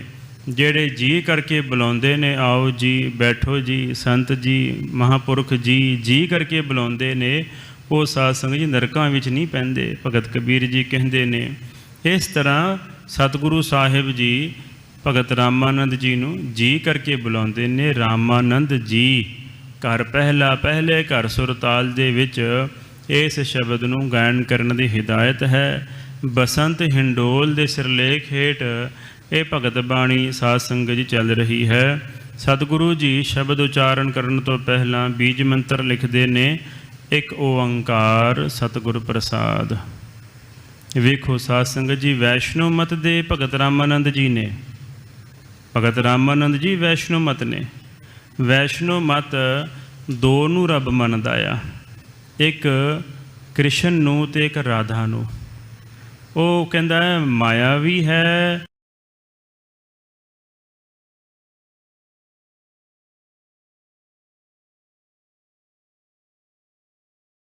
ਉਹ ਕਹਿੰਦਾ ਦੋ ਰੱਬ ਨੇ। ਵੈਸ਼ਨੋ ਮਤ ਦੇ ਦੋ ਰੱਬ ਨੇ ਜੀ। ਕਈਆਂ ਦੇ ਤਿੰਨ ਮਤ ਨੇ ਤੇ ਉਹ ਕਹਿੰਦੇ ਨੇ ਤਿੰਨ ਰੱਬ ਨੇ ਜੀ, ਬ੍ਰਹਮਾ ਵਿਸ਼ਨੂੰ ਮਹੇਸ਼। ਕਈ ਕਹਿੰਦੇ ਨੇ ਸਾਧ ਸੰਗਤ ਚਾਰ ਨੇ, ਉਹ ਮਾਇਆ ਨੂੰ ਵੀ ਮੰਨਦੇ ਨੇ। ਕਈ ਪੰਜ ਨੂੰ ਮੰਨਦੇ ਨੇ, ਬ੍ਰਹਮਾ ਨੂੰ ਵੀ, ਗਣੇਸ਼ ਨੂੰ ਵੀ ਮੰਨ ਲੈਂਦੇ ਨੇ। ਇਸ ਤਰ੍ਹਾਂ ਵੱਖੋ ਵੱਖਰੇ ਮਤ ਨੇ। ਤਕਰੀਬਨ ਸਾਡੇ ਦੇਸ਼ ਦੇ ਵਿੱਚ 350 ਮਤ ਨੇ, ਜਿਨ੍ਹਾਂ ਦੇ ਵੱਖੋ ਵੱਖਰੇ ਸਿਧਾਂਤ ਨੇ। ਭਗਤ ਰਾਮਾਨੰਦ ਜੀ ਵੈਸ਼ਨੋ ਮਤ ਦੇ ਸਾਧੂ ਨੇ, ਭਗਤ ਨੇ। ਮਤ ਉਹਨਾਂ ਦਾ ਵੈਸ਼ਨੋ ਮਤ ਹੈ, ਪਰ ਜਦੋਂ ਇੱਕ ਰੱਬ ਦੇ ਨਾਲ ਜੁੜ ਜਾਣ ਨਾ, ਫਿਰ ਇਹ ਬਾਹਰਲੇ ਮਤ ਮਤਾਂਤਰ ਖਤਮ ਹੋ ਜਾਂਦੇ ਨੇ। ਇਸ ਕਰਕੇ ਸਤਿਗੁਰੂ ਸਾਹਿਬ ਜੀ ਆਪਣਾ ਮਤ ਜਿਹੜਾ ਹੈ ਉਹ ਲਿਖਦੇ ਨੇ, ਇੱਕ ਓੰਕਾਰ ਸਤਿਗੁਰ ਪ੍ਰਸਾਦ। ਵੀ ਪਰਮਾਤਮਾ ਇੱਕ ਹੈ ਭਾਈ, ਦੋ ਨਹੀਂ ਗੇ। ਵੀ ਪਰਮਾਤਮਾ ਤਿੰਨ ਨਹੀਂ ਗੇ, ਪਰਮਾਤਮਾ ਪੰਜ ਨਹੀਂ ਗੇ, ਪਰਮਾਤਮਾ ਇੱਕ ਹੈ। ਸਾਹਿਬ ਮੇਰਾ ਏਕੋ ਹੈ, ਏਕੋ ਹੈ ਭਾਈ, ਏਕੋ ਹੈ। ਠੀਕ ਹੈ, ਵੱਖੋ ਵੱਖਰੇ ਮਤ ਮਤਾਂਤਰਾਂ ਦੇ ਸਾਧੂ ਸੰਤਾਂ ਦਾ ਨਾਮ, ਉਹਨਾਂ ਦੀ ਬਾਣੀ ਸਤਿਗੁਰੂ ਜੀ ਨੇ ਗੁਰਬਾਣੀ ਵਿੱਚ ਦਰਜ ਕੀਤੀ ਹੈ। ਪਰ ਆਪਣਾ ਮਤ ਜਿਹੜਾ ਹੈ, ਆਪਣਾ ਸਿਧਾਂਤ ਜਿਹੜਾ ਹੈ, ਉਹਦੇ ਹੇਠ ਸਾਰਿਆਂ ਨੂੰ ਰੱਖਿਆ ਹੈ ਕਿ ਸਾਡਾ ਮਤ ਕੀ ਹੈ? ਅਦਵੈਤ ਮਤ ਹੈ। ਸਾਡਾ ਮਤ ਕੀ ਹੈ? ਸਾਡਾ ਮਤ ਹੈ ਕਿ ਪਰਮਾਤਮਾ ਇੱਕ ਹੈ ਭਾਈ, ਪਰਮਾਤਮਾ ਦੋ ਨਹੀਂ ਗੇ, ਪਰਮਾਤਮਾ ਤਿੰਨ ਨਹੀਂ ਗੇ। ਹੁਣ ਜਿਹੜੀ ਰਾਧਾ ਹੈ ਉਹਨੂੰ ਕਿਹਨੇ ਪੈਦਾ ਕੀਤਾ? ਉਹ ਵੀ ਤਾਂ ਸਾਧ ਸੰਗਤ ਜੀ ਉਹਦਾ ਵੀ ਤਾਂ ਕੋਈ ਪਿਓ ਹੈ ਨਾ। ਉਹ ਪਿਓ ਨੇ ਕਿਹਨੂੰ ਪੈਦਾ ਕੀਤਾ? ਇਸ ਤਰ੍ਹਾਂ ਹੀ ਸਾਧ ਸੰਗਤ ਗਾਂ ਜਾਈਏ ਤੇ ਸਾਧ ਸੰਗਤ ਜੀ ਸਾਰੇ ਮਤਾਂਤਰ ਜਿਹੜੇ ਨੇ ਉਹ ਅੱਗੇ ਜਾ ਕਰਕੇ ਇੱਕੋ ਹੀ ਅਕਾਲ ਪੁਰਖ ਵਾਹਿਗੁਰੂ ਦੇ ਵਿੱਚ ਜਾ ਮਿਲਦੇ ਨੇ। ਜਿਵੇਂ ਸਾਧ ਸੰਗਤ ਜੀ ਸਾਰੇ ਹਿੰਦੁਸਤਾਨ ਦੀਆਂ ਜਿੰਨੀਆਂ ਨਦੀਆਂ ਨੇ ਨਾ ਉਹ ਜਾ ਕਰਕੇ ਅਖੀਰ ਤੇ ਸਮੁੰਦਰ ਦੇ ਵਿੱਚ ਜਾ ਕਰਕੇ ਪੈਂਦੀਆਂ ਨੇ। ਇਸ ਕਰਕੇ ਜਿੰਨੇ ਵੀ ਮਤਾਂਤਰ ਨੇ, ਜਿੰਨੇ ਵੀ ਧਰਮ ਨੇ, ਅਖੀਰ ਤੇ ਜਾ ਕਰਕੇ ਇੱਕੋ ਹੀ ਸਮੁੰਦਰ ਦੇ ਵਿੱਚ ਇੱਕ ਅਕਾਲ ਪੁਰਖ ਵਾਹਿਗੁਰੂ ਦੇ ਵਿੱਚ ਜਾ ਪੈਂਦੀਆਂ ਨੇ। ਵੇਖਣ ਦੇ ਵਿੱਚ ਵੱਖੋ ਵੱਖਰੇ ਦਿਸਦੇ ਨੇ। ਕਿਸੇ ਨੇ ਕਾਲੇ ਕੱਪੜੇ ਪਾਏ ਨੇ, ਕਿਸੇ ਨੇ ਭਗਵੇ ਕੱਪੜੇ ਪਾਏ ਨੇ, ਕਿਸੇ ਨੇ ਚਿੱਟੇ ਕੱਪੜੇ ਪਾਏ ਨੇ। ਇੱਕ ਸਾਧ ਸੰਗਤ ਜੀ ਮਹਾਰਾਸ਼ਟਰ ਦੇ ਵਿੱਚ ਇੱਕ ਗਣੇਸ਼ ਦੀ ਭਗਤੀ ਕਰਨ ਵਾਲਾ ਬੰਦਾ ਮਿਲਿਆ। ਉਹ ਕਹਿੰਦਾ, ਸਰਦਾਰ ਜੀ ਤੁਸੀਂ ਮੂਰਤੀ ਪੂਜਾ ਕਿਉਂ ਨਹੀਂ ਕਰਦੇ? ਮੈਂ ਕਿਹਾ ਸੀ ਮੂਰਤੀ ਪੂਜਾ ਕਿਉਂ ਕਰੀਏ ਤੇ ਤੂੰ ਕਿਉਂ ਕਰ ਰਿਹਾ ਆ? ਤੂੰ ਇਹ ਦੱਸ ਕਿ ਤੂੰ ਕਿਉਂ ਕਰ ਰਿਹਾ ਆ ਮੂਰਤੀ ਪੂਜਾ, ਪੱਥਰ ਦੀ ਪੂਜਾ ਕਿਉਂ ਕਰ ਰਿਹਾ ਆ? ਤੇ ਉਹ ਚੁੱਪ ਕਰ ਗਿਆ। ਮੈਂ ਉਹਨੂੰ ਫਿਰ ਸੰਸਕ੍ਰਿਤ ਦਾ ਇੱਕ ਸ਼ਲੋਕ ਸੁਣਾਇਆ, ਵਕਰਤੁੰਡ ਮਹਾਕਾਯ ਸੂਰਯ ਕੋਟੀ ਸਮਪ੍ਰਭ। ਵਕਰ ਕਹਿੰਦੇ ਨੇ ਕਿ ਵੀ ਗਣੇਸ਼ ਦਾ ਮੁੱਖ ਵੱਖਰਾ ਟੇਢਾ ਆ। ਮਹਾਕਾਯ ਕਾਇਆ ਕਹਿੰਦੇ ਨੇ ਉਹਦੀ ਕਾਇਆ ਬਹੁਤ ਵੱਡੀ ਹੈ। ਮੈਂ ਕਹਿੰਦਾ ਆਹ ਸ਼ਲੋਕ ਤਾਂ ਕਹਿੰਦਾ ਆ ਕਿ ਗਣੇਸ਼ ਦੀ ਕਾਇਆ ਸਰੀਰ ਬਹੁਤ ਵੱਡਾ ਸਰੀਰ ਹੈ, ਨਾਲੇ ਤੂੰ ਮੂਰਤੀ ਦੀ ਪੂਜਾ ਕਰ ਰਿਹਾ ਆ। ਫਿਰ ਉਹਦਾ ਪ੍ਰਕਾਸ਼ ਕਿਹੋ ਜਿਹਾ ਹੈ? ਕੋਟ ਸੂਰਯ ਸਮਪ੍ਰਭ। ਪ੍ਰਭ ਕਹਿੰਦੇ ਨੇ ਪ੍ਰਭਾ, ਉਹਦੀ ਆਭਾ। ਗਣੇਸ਼ ਦੀ ਆਭਾ ਇਹੋ ਜਿਹੀ ਹੈ ਜਿਵੇਂ ਕਰੋੜਾਂ ਸੂਰਜਾਂ ਦਾ ਪ੍ਰਕਾਸ਼ ਹੋਵੇ। ਮੈਂ ਕਿਹਾ ਸ਼ਲੋਕ ਤਾਂ ਇਹ ਕਹਿ ਰਿਹਾ ਆ ਤੇ ਤੂੰ ਪੱਥਰ ਦੀ ਪੂਜਾ ਕਰ ਰਿਹਾ ਆ। ਇਹ ਦੋਵੇਂ ਕੰਟਰਡਿਕਸ਼ਨ ਹੈ, ਆਪਸ 'ਚ ਗੱਲ ਮਿਲਦੀ ਨਹੀਂ। ਜੋ ਤੂੰ ਕਰ ਰਿਹਾ ਹੈ ਉਹ ਸ਼ਲੋਕ ਦੇ ਬਿਲਕੁਲ ਅਪੋਜ਼ਿਟ ਹੈ। ਇਸ ਕਰਕੇ ਸਾਡਾ ਮਤ ਜਿਹੜਾ ਹੈ ਸਾਧ ਸੰਗਤ ਜੀ ਉਹ ਇੱਕ ਹੈ, ਪਰਮਾਤਮਾ ਇੱਕ ਹੈ। ਇਸ ਤੋਂ ਇਲਾਵਾ ਛੁੱਟ ਹੋਰ ਕੁਝ ਵੀ ਨਹੀਂ। ਇੱਕ ਨੂੰ ਕੋਈ ਡਿਵਾਈਡ ਨਹੀਂ ਕਰ ਸਕਦਾ। ਇੱਕ ਨੂੰ ਜੇ ਅੱਧਾ ਵੀ ਕਰਾਂਗੇ ਤਾਂ ਅੱਧੇ ਨੂੰ ਜਦ ਲਿਖਾਂਗੇ ਨਾ ਉਹਦੇ ਇੱਕ ਦੇ ਥੱਲੇ ਦੂਜਾ ਲਿਖਣਾ ਪੈਣਾ। ਇੱਕ ਤਾਂ ਫਿਰ ਆ ਗਿਆ ਨਾ ਸਿਰ ਦੇ ਉੱਤੇ ਚੜ੍ਹਿਆ ਹੈ। ਇਸ ਕਰਕੇ ਪਰਮਾਤਮਾ ਇੱਕ ਹੈ, ਇੱਕ ਨੂੰ ਕੋਈ ਅੱਧਾ ਨਹੀਂ ਕਰ ਸਕਦਾ, ਇੱਕ ਨੂੰ ਕੋਈ ਡਿਵਾਈਡ ਨਹੀਂ ਕਰ ਸਕਦਾ, ਇੱਕ ਨੂੰ ਕੋਈ ਤੋੜ ਨਹੀਂ ਸਕਦਾ। ਅਗੰਜ ਹੈ, ਅਭੰਜ ਹੈ। ਅਗੰਜ ਕਹਿੰਦੇ ਨੇ ਕੱਟਣ ਤੋਂ ਰਹਿਤ ਹੈ, ਪਰਮਾਤਮਾ ਨੂੰ ਕੋਈ ਕੱਟ ਨਹੀਂ ਸਕਦਾ। ਅਭੰਜ ਹੈ, ਕੋਈ ਭੰਨ ਨਹੀਂ ਸਕਦਾ ਪਰਮਾਤਮਾ ਨੂੰ, ਤੋੜ ਨਹੀਂ ਸਕਦਾ ਪਰਮਾਤਮਾ ਨੂੰ। ਭਾਗਵਤ ਦੇ ਵਿੱਚ ਕ੍ਰਿਸ਼ਨ ਜੀ ਲਿਖਦੇ ਨੇ, ਨਹਿ ਚਜੰਤੀ ਸ਼ਸਤਰਾਣੀ ਨਹਿ ਦਹਿਤੀ ਪਾਵਕਹ, ਕਿ ਉਹ ਪਰਮਾਤਮਾ ਅੱਗ ਦੇ ਵਿੱਚ ਸੜਦਾ ਨਹੀਂ ਅਤੇ ਨਾ ਹੀ ਉਹ ਪਰਮਾਤਮਾ ਜਲ ਦੇ ਵਿੱਚ ਡੁੱਬ ਸਕਦਾ ਹੈ ਅਤੇ ਨਾ ਹੀ ਪਰਮਾਤਮਾ ਨੂੰ ਕੋਈ ਸ਼ਸਤਰ ਅਸਤਰ ਦੇ ਨਾਲ ਤੋੜਿਆ ਕੱਟਿਆ ਜਾ ਸਕਦਾ ਹੈ। ਗੁਰੂ ਗੋਬਿੰਦ ਸਿੰਘ ਜੀ ਮਹਾਰਾਜ ਜੀ ਵੀ ਸ੍ਰੀ ਦਸਮ ਗ੍ਰੰਥ ਸਾਹਿਬ 'ਚ ਲਿਖਦੇ ਨੇ, ਛਿਜੇ ਨਾ ਨੈਕ ਬੋਰਿਓ ਨਾ ਬਰਾਏ। ਪਰਮਾਤਮਾ ਥੋੜ੍ਹਾ ਜਿੰਨਾ ਵੀ ਛਿਜਦਾ ਨਹੀਂ, ਘੱਸਦਾ ਨਹੀਂ। ਜਿਵੇਂ ਸਾਧ ਸੰਗਤ ਜੀ ਕੋਈ ਚੀਜ਼ ਪਈ ਹੋਵੇ ਨਾ ਬਹੁਤ ਪੁਰਾਣੀ, ਉਹ ਘੱਸ ਜਾਂਦੀ ਹੈ, ਹੇਠਿਓਂ ਘੱਸ ਜਾਂਦੀ ਹੈ। ਜਿਵੇਂ ਗੱਡੀ ਦੇ ਟਾਇਰ ਘੱਸ ਜਾਂਦੇ ਨੇ ਚੱਲ ਚੱਲ ਕੇ। ਬਹੁਤ ਸਾਰੀਆਂ ਚੀਜ਼ਾਂ ਇਹੋ ਜਿਹੀਆਂ ਨੇ ਜਿਹੜੀਆਂ ਘੱਸ ਜਾਂਦੀਆਂ ਨੇ, ਕਈਆਂ ਨੂੰ ਜੰਗਾਲ ਲੱਗ ਜਾਂਦਾ ਹੈ। ਪਰ ਪਰਮਾਤਮਾ ਥੋੜ੍ਹਾ ਜਿੰਨਾ ਵੀ ਘਟਦਾ ਨਹੀਂ ਅਤੇ ਨਾ ਹੀ ਥੋੜ੍ਹਾ ਜਿੰਨਾ ਵੱਧਦਾ ਹੈ। ਨਾ ਉਹ ਬੜੈ ਨਾ ਘਟਤਾ ਜਾਏ, ਅਕੁਲ ਨਿਰੰਜਨ ਏਕੈ ਭਾਏ। ਉਹ ਪਰਮਾਤਮਾ ਇੱਕ ਰਸ ਹੈ। ਉਹ ਪਰਮਾਤਮਾ ਸਰਬ ਵਿਆਪੀ ਹੈ, ਸਾਰਿਆਂ ਦੇ ਵਿੱਚ ਰਮਿਆ ਹੋਇਆ ਹੈ। ਥੋੜ੍ਹਾ ਜਿੰਨਾ ਵੀ ਘੱਟ ਨਹੀਂ। ਜੇ ਪਰਮਾਤਮਾ ਦੀ ਕੋਈ ਨਿੰਦਿਆ ਕਰੇ, ਪਰਮਾਤਮਾ ਘਟਦਾ ਨਹੀਂ, ਅਤੇ ਜੇ ਪਰਮਾਤਮਾ ਦੀ ਕੋਈ ਵਡਿਆਈ ਕਰੇ, ਪਰਮਾਤਮਾ ਵੱਧਦਾ ਨਹੀਂ ਗਾ। ਇਸ ਤਰ੍ਹਾਂ ਸਾਧ ਸੰਗਤ ਜੀ ਕਿਸੇ ਨੇ ਸੰਤ ਗਿਆਨੀ ਗੁਰਬਚਨ ਸਿੰਘ ਜੀ ਖਾਲਸਾ ਭਿੰਡਰਾਂ ਵਾਲੇ ਮਹਾਂਪੁਰਖਾਂ ਨੂੰ ਪੁੱਛਿਆ, ਕਹਿੰਦੇ ਮਹਾਂਪੁਰਖੋ ਵੀ ਦੱਸੋ ਵੀ ਕੀੜੀ ਦੇ ਵਿੱਚ ਪਰਮਾਤਮਾ ਦੀ ਛੋਟੀ ਜੋਤ ਹੈ ਕਿ ਹਾਥੀ ਦੇ ਵਿੱਚ ਪਰਮਾਤਮਾ ਦੀ ਵੱਡੀ ਜੋਤ ਹੈ? ਇਹ ਦੱਸੋ। ਅਤੇ ਸਾਧ ਸੰਗਤ ਜੀ ਮਹਾਂਪੁਰਖਾਂ ਨੇ ਜਵਾਬ ਦਿੱਤਾ ਸੀ, ਕੀੜੇ ਦੇ ਵਿੱਚ ਪਰਮਾਤਮਾ ਕੀੜੀ ਰੂਪ ਵਿਆਪਕ ਹੋ ਰਿਹਾ ਹੈ, ਵਿਆਪਕ ਹੈ। ਅਤੇ ਹਾਥੀ ਦੇ ਵਿੱਚ ਪਰਮਾਤਮਾ ਹਾਥੀ ਰੂਪ ਹੋ ਕਰਕੇ ਵਿਆਪਕ ਹੋ ਰਿਹਾ ਹੈ। ਸੂਖਮ ਤੋਂ ਸੂਖਮ, ਬਰੀਕ ਤੋਂ ਬਰੀਕ ਤੇ ਅਸਥੂਲ ਤੋਂ ਅਸਥੂਲ ਆ ਕੋਰੋਨਾ ਵਾਇਰਸ ਆਇਆ। ਵਾਇਰਸ ਨੂੰ ਵੇਖਣ ਵਾਸਤੇ ਖੁਰਦਬੀਨ ਦੀ ਲੋੜ ਪੈਂਦੀ ਹੈ। ਅਸੀਂ ਇਹਨਾਂ ਅੱਖਾਂ ਦੇ ਨਾਲ ਵਾਇਰਸ ਨੂੰ ਵੇਖ ਨਹੀਂ ਸਕਦੇ, ਇਸ ਕਰਕੇ ਖੁਰਦਬੀਨ ਦੇ ਨਾਲ ਵੇਖਿਆ ਜਾਂਦਾ ਹੈ। ਅਤੇ ਜਦੋਂ ਖੁਰਦਬੀਨ ਦੇ ਨਾਲ ਬਹੁਤ ਬਰੀਕ ਜਿਹੜੇ ਵਾਇਰਸ ਨੂੰ ਵੇਖਦੇ ਨੇ, ਉਹ ਸਾਧ ਸੰਗਤ ਜੀ ਹਿਲਦੇ ਨਜ਼ਰ ਆਉਂਦੇ ਨੇ।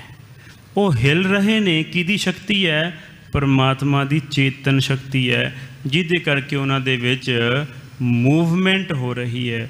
ਉਹ ਜਿਹੜੀ ਹਿਲਜੁਲ ਹੋ ਰਹੀ ਹੈ ਨਾ, ਉਹ ਪਰਮਾਤਮਾ ਦੀ ਚੇਤਨ ਸ਼ਕਤੀ ਹੈ। ਇੰਨਾ ਪਰਮਾਤਮਾ ਸੂਖਮ ਤੋਂ ਸੂਖਮ ਹੈ ਅਤੇ ਇੰਨਾ ਪਰਮਾਤਮਾ ਸਥੂਲ ਤੋਂ ਅਸਥੂਲ ਹੈ ਕਿ ਕਰੋੜਾਂ ਬ੍ਰਹਮੰਡ ਸਾਧ ਸੰਗਤ ਜੀ, ਕਰੋੜਾਂ ਹੀ ਸੂਰਜ ਜਿਹੜੇ ਨੇ ਉਹ ਪਰਿਕਰਮਾ ਕਰ ਰਹੇ ਨੇ। ਸਾਨੂੰ ਦਿਸਦਾ ਹੀ ਨਹੀਂ, ਪਤਾ ਹੀ ਨਹੀਂ ਚੱਲ ਰਿਹਾ। ਪਤਾ ਲੱਗ ਰਿਹਾ ਵੀ ਧਰਤੀ ਘੁੰਮ ਰਹੀ ਹੈ, ਆਪਾਂ ਤਾਂ ਬੈਠੇ ਹਾਂ ਨਾ। ਪਰ ਸਾਧ ਸੰਗਤ ਜੀ, ਵਿਦਵਾਨ ਜਿਹੜੇ ਨੇ, ਸਾਇੰਟਿਸਟ ਮੰਨਦੇ ਨੇ ਕਿ ਧਰਤੀ ਜਿਹੜੀ ਹੈ ਉਹ ਘੁੰਮ ਰਹੀ ਹੈ। ਧਰਤੀ ਘੁੰਮ ਰਹੀ ਹੈ, ਰੋਟੇਟ ਹੋ ਰਹੀ ਹੈ, ਆਪਣੇ ਆਲੇ ਦੁਆਲੇ ਵੀ ਘੁੰਮ ਰਹੀ ਹੈ, ਸੂਰਜ ਦੇ ਆਲੇ ਦੁਆਲੇ ਵੀ ਘੁੰਮ ਰਹੀ ਹੈ। ਅਤੇ ਮੁਆਫ ਕਰਨਾ, ਜਿਸ ਸੂਰਜ ਦੇ ਆਲੇ ਦੁਆਲੇ ਧਰਤੀ ਘੁੰਮ ਰਹੀ ਹੈ, ਉਹ ਸੂਰਜ ਵੀ ਕਿਸੇ ਨਾ ਕਿਸੇ ਬ੍ਰਹਮੰਡ ਦੀ ਪਰਿਕਰਮਾ ਕਰ ਰਿਹਾ ਹੈ, ਘੁੰਮ ਰਿਹਾ ਹੈ। ਜਿੰਨੇ ਵੀ ਐਟਮਸ ਨੇ, ਮੋਲੀਕਿਊਲਸ ਨੇ, ਨਿਊਟਰੋਨ ਨੇ, ਇਹ ਸਾਰੀ ਵਾਈਬਰੇਟ ਹੋ ਰਹੇ ਨੇ। ਸੰਸਾਰ ਦੇ ਵਿੱਚ ਇਹੋ ਜਿਹੀ ਕੋਈ ਚੀਜ਼ ਨਹੀਂ ਜਿਹੜੀ ਘੁੰਮ ਨਾ ਰਹੀ ਹੋਵੇ, ਜਿਹਦੇ 'ਚ ਚੇਤਨਤਾ ਹੀ ਨਹੀਂ ਹੈ, ਜਿਹਦੇ ਵਿੱਚ ਸਾਧ ਸੰਗਤ ਜੀ ਵਾਈਬ੍ਰੇਸ਼ਨ ਨਹੀਂ ਹੈ। ਹਰ ਚੀਜ਼ ਘੁੰਮ ਰਹੀ ਹੈ। ਸਾਡੀ ਨਿਗਾਹ ਨਹੀਂ ਹੈ ਅਤੇ ਨਾ ਹੀ ਸਾਡੀ ਸਮਝ ਹੈ। ਸਾਡੇ ਸਮਝ ਤੋਂ ਪਰੇ ਅਤੇ ਸਾਡੇ ਦ੍ਰਿਸ਼ਟੀ ਤੋਂ ਪਰੇ ਦੀਆਂ ਗੱਲਾਂ ਨੇ। ਇਸ ਕਰਕੇ ਸਤਿਗੁਰੂ ਜੀ ਦਾ ਮਤ ਕੀ ਹੈ? ਪਰਮਾਤਮਾ ਇੱਕ ਹੈ, ਪਰਮਾਤਮਾ ਦੋ ਨਹੀਂ। ਓਅੰਕਾਰ ਸਾਰਿਆਂ ਦਾ ਪ੍ਰਕਾਸ਼ਕ ਹੈ। ਭਗਤ ਦੇ ਨਾਮ ਦੇ ਨਾਲ ਆਪਣਾ ਮਤ ਲਿਖ ਰਹੇ ਨੇ, ਇੱਕ ਓਅੰਕਾਰ ਸਤਿਗੁਰ ਪ੍ਰਸਾਦ, ਕਿ ਸਾਡਾ ਜੀ ਇਹ ਮਤ ਹੈ। ਰਾਮਾਨੰਦ ਜੀ ਦਾ ਮਤ ਭਾਵੇਂ ਹੋਰ ਹੋਵੇ, ਉਹਨਾਂ ਦਾ ਧਰਮ ਭਾਵੇਂ ਹੋਰ ਹੋਵੇ, ਉਹਨਾਂ ਦੀ ਬਾਣੀ ਇੱਕ ਨੂੰ ਮੰਨਣ ਵਾਲੀ ਜਿਹੜੀ ਹੈ, ਉਹ ਸਤਿਗੁਰੂ ਜੀ ਨੇ ਕਈ ਥਾਵਾਂ 'ਤੇ ਜਾਈਏ ਅਤੇ ਸਾਧ ਸੰਗਤ ਜੀ ਵੱਖੋ ਵੱਖਰੇ ਮਤਾਂ ਦੇ ਵਿੱਚ ਵਿਚਰਨ ਦਾ ਸਮਾਂ ਮਿਲਦਾ ਹੈ। ਕਬੀਰ ਪੰਥੀਆਂ ਵਿੱਚ ਜਾਈਏ ਤਾਂ ਉਹ ਕਹਿੰਦੇ ਨੇ ਕਬੀਰ ਜੀ ਵੱਡੇ ਨੇ। ਜੇ ਭਗਤ ਨਾਮਦੇਵ ਜੀ ਦੇ ਪਰਿਵਾਰ ਨੂੰ ਮਿਲਣ ਵਾਸਤੇ ਹਜ਼ੂਰ ਸਾਹਿਬ ਦੇ ਲਾਗੇ ਹੈ ਉਹਨਾਂ ਦਾ ਸਾਧ ਸੰਗਤ ਜੀ ਪਿੰਡ ਪੰਡਰਪੁਰ, ਉਸ ਪੰਡਰਪੁਰ ਦੇ ਇਲਾਕੇ ਵਿੱਚ ਭਗਤ ਨਾਮਦੇਵ ਜੀ ਦਾ ਅੱਜ ਵੀ ਪਰਿਵਾਰ ਰਹਿ ਰਿਹਾ ਹੈ। ਉਹਨਾਂ ਕੋਲ ਜਾਈਏ, ਉਹ ਕਹਿੰਦੇ ਨੇ ਭਗਤ ਨਾਮਦੇਵ ਜੀ ਗੁਰੂ ਨਾਨਕ ਦੇ ਗੁਰੂ ਹੋਏ ਨੇ। ਜੇ ਸਾਧ ਸੰਗਤ ਜੀ ਕਿਤੇ ਵੀ ਜਾਈਏ, ਆਪਣੇ ਆਪ ਨੂੰ ਕੋਈ ਘੱਟ ਨਹੀਂ ਕਹਾਉਂਦਾ। ਘਾਟ ਨਾ ਕਿ ਨਹੀਂ ਕਹਾਇਆ, ਘੱਟ ਨਹੀਂ ਕੋਈ ਕਹਾਉਂਦਾ। ਸਾਰੇ ਕਹਿੰਦੇ ਨੇ ਅਸੀਂ ਜੀ ਵਾਧਾ, ਅਸੀਂ ਜੀ ਵੱਡੇ ਹਾਂ। ਪਰ ਸਤਿਗੁਰੂ ਜੀ ਦਾ ਜਿਹੜਾ ਸਿਧਾਂਤ ਹੈ ਨਾ ਸਾਧ ਸੰਗਤ ਜੀ, ਉਸ ਸਿਧਾਂਤ ਦੇ ਹੇਠ ਸਾਰੇ ਆ ਜਾਂਦੇ ਨੇ। ਜਿਵੇਂ ਸਮੁੰਦਰ ਦੇ ਵਿੱਚ ਸਾਰੇ ਸੰਸਾਰ ਭਰ ਦੀਆਂ ਨਦੀਆਂ ਜਾ ਪੈਂਦੀਆਂ ਨੇ ਨਾ, ਇਸੇ ਤਰ੍ਹਾਂ ਹੀ ਇੱਕ ਅਕਾਲ ਪੁਰਖ ਵਾਹਿਗੁਰੂ ਦੇ ਸਿਧਾਂਤ ਵਿੱਚ ਸਾਰੇ ਧਰਮ, ਸਾਰੇ ਸਿਧਾਂਤ ਜਾ ਕਰਕੇ ਮਿਲ ਪੈਂਦੇ ਹਨ। ਸਤਿਗੁਰੂ ਜੀ ਕਹਿੰਦੇ ਨੇ ਇੱਕ ਅਕਾਲ ਪੁਰਖ ਵਾਹਿਗੁਰੂ ਓਅੰਕਾਰ ਸਾਰਿਆਂ ਦਾ ਪ੍ਰਕਾਸ਼ਕ। ਸਤ ਕਹਿੰਦੇ ਨੇ ਸੱਚਾ ਹੈ, ਗੁਰੂ ਕਹਿੰਦੇ ਨੇ ਚੇਤਨ ਹੈ, ਪ੍ਰਸਾਦ ਕਹਿੰਦੇ ਹਨ ਆਨੰਦ ਸਰੂਪ ਹੈ। ਕਤ ਜਾਈਐ ਰੇ ਘਰ ਲਾਗੋ ਰੰਗ।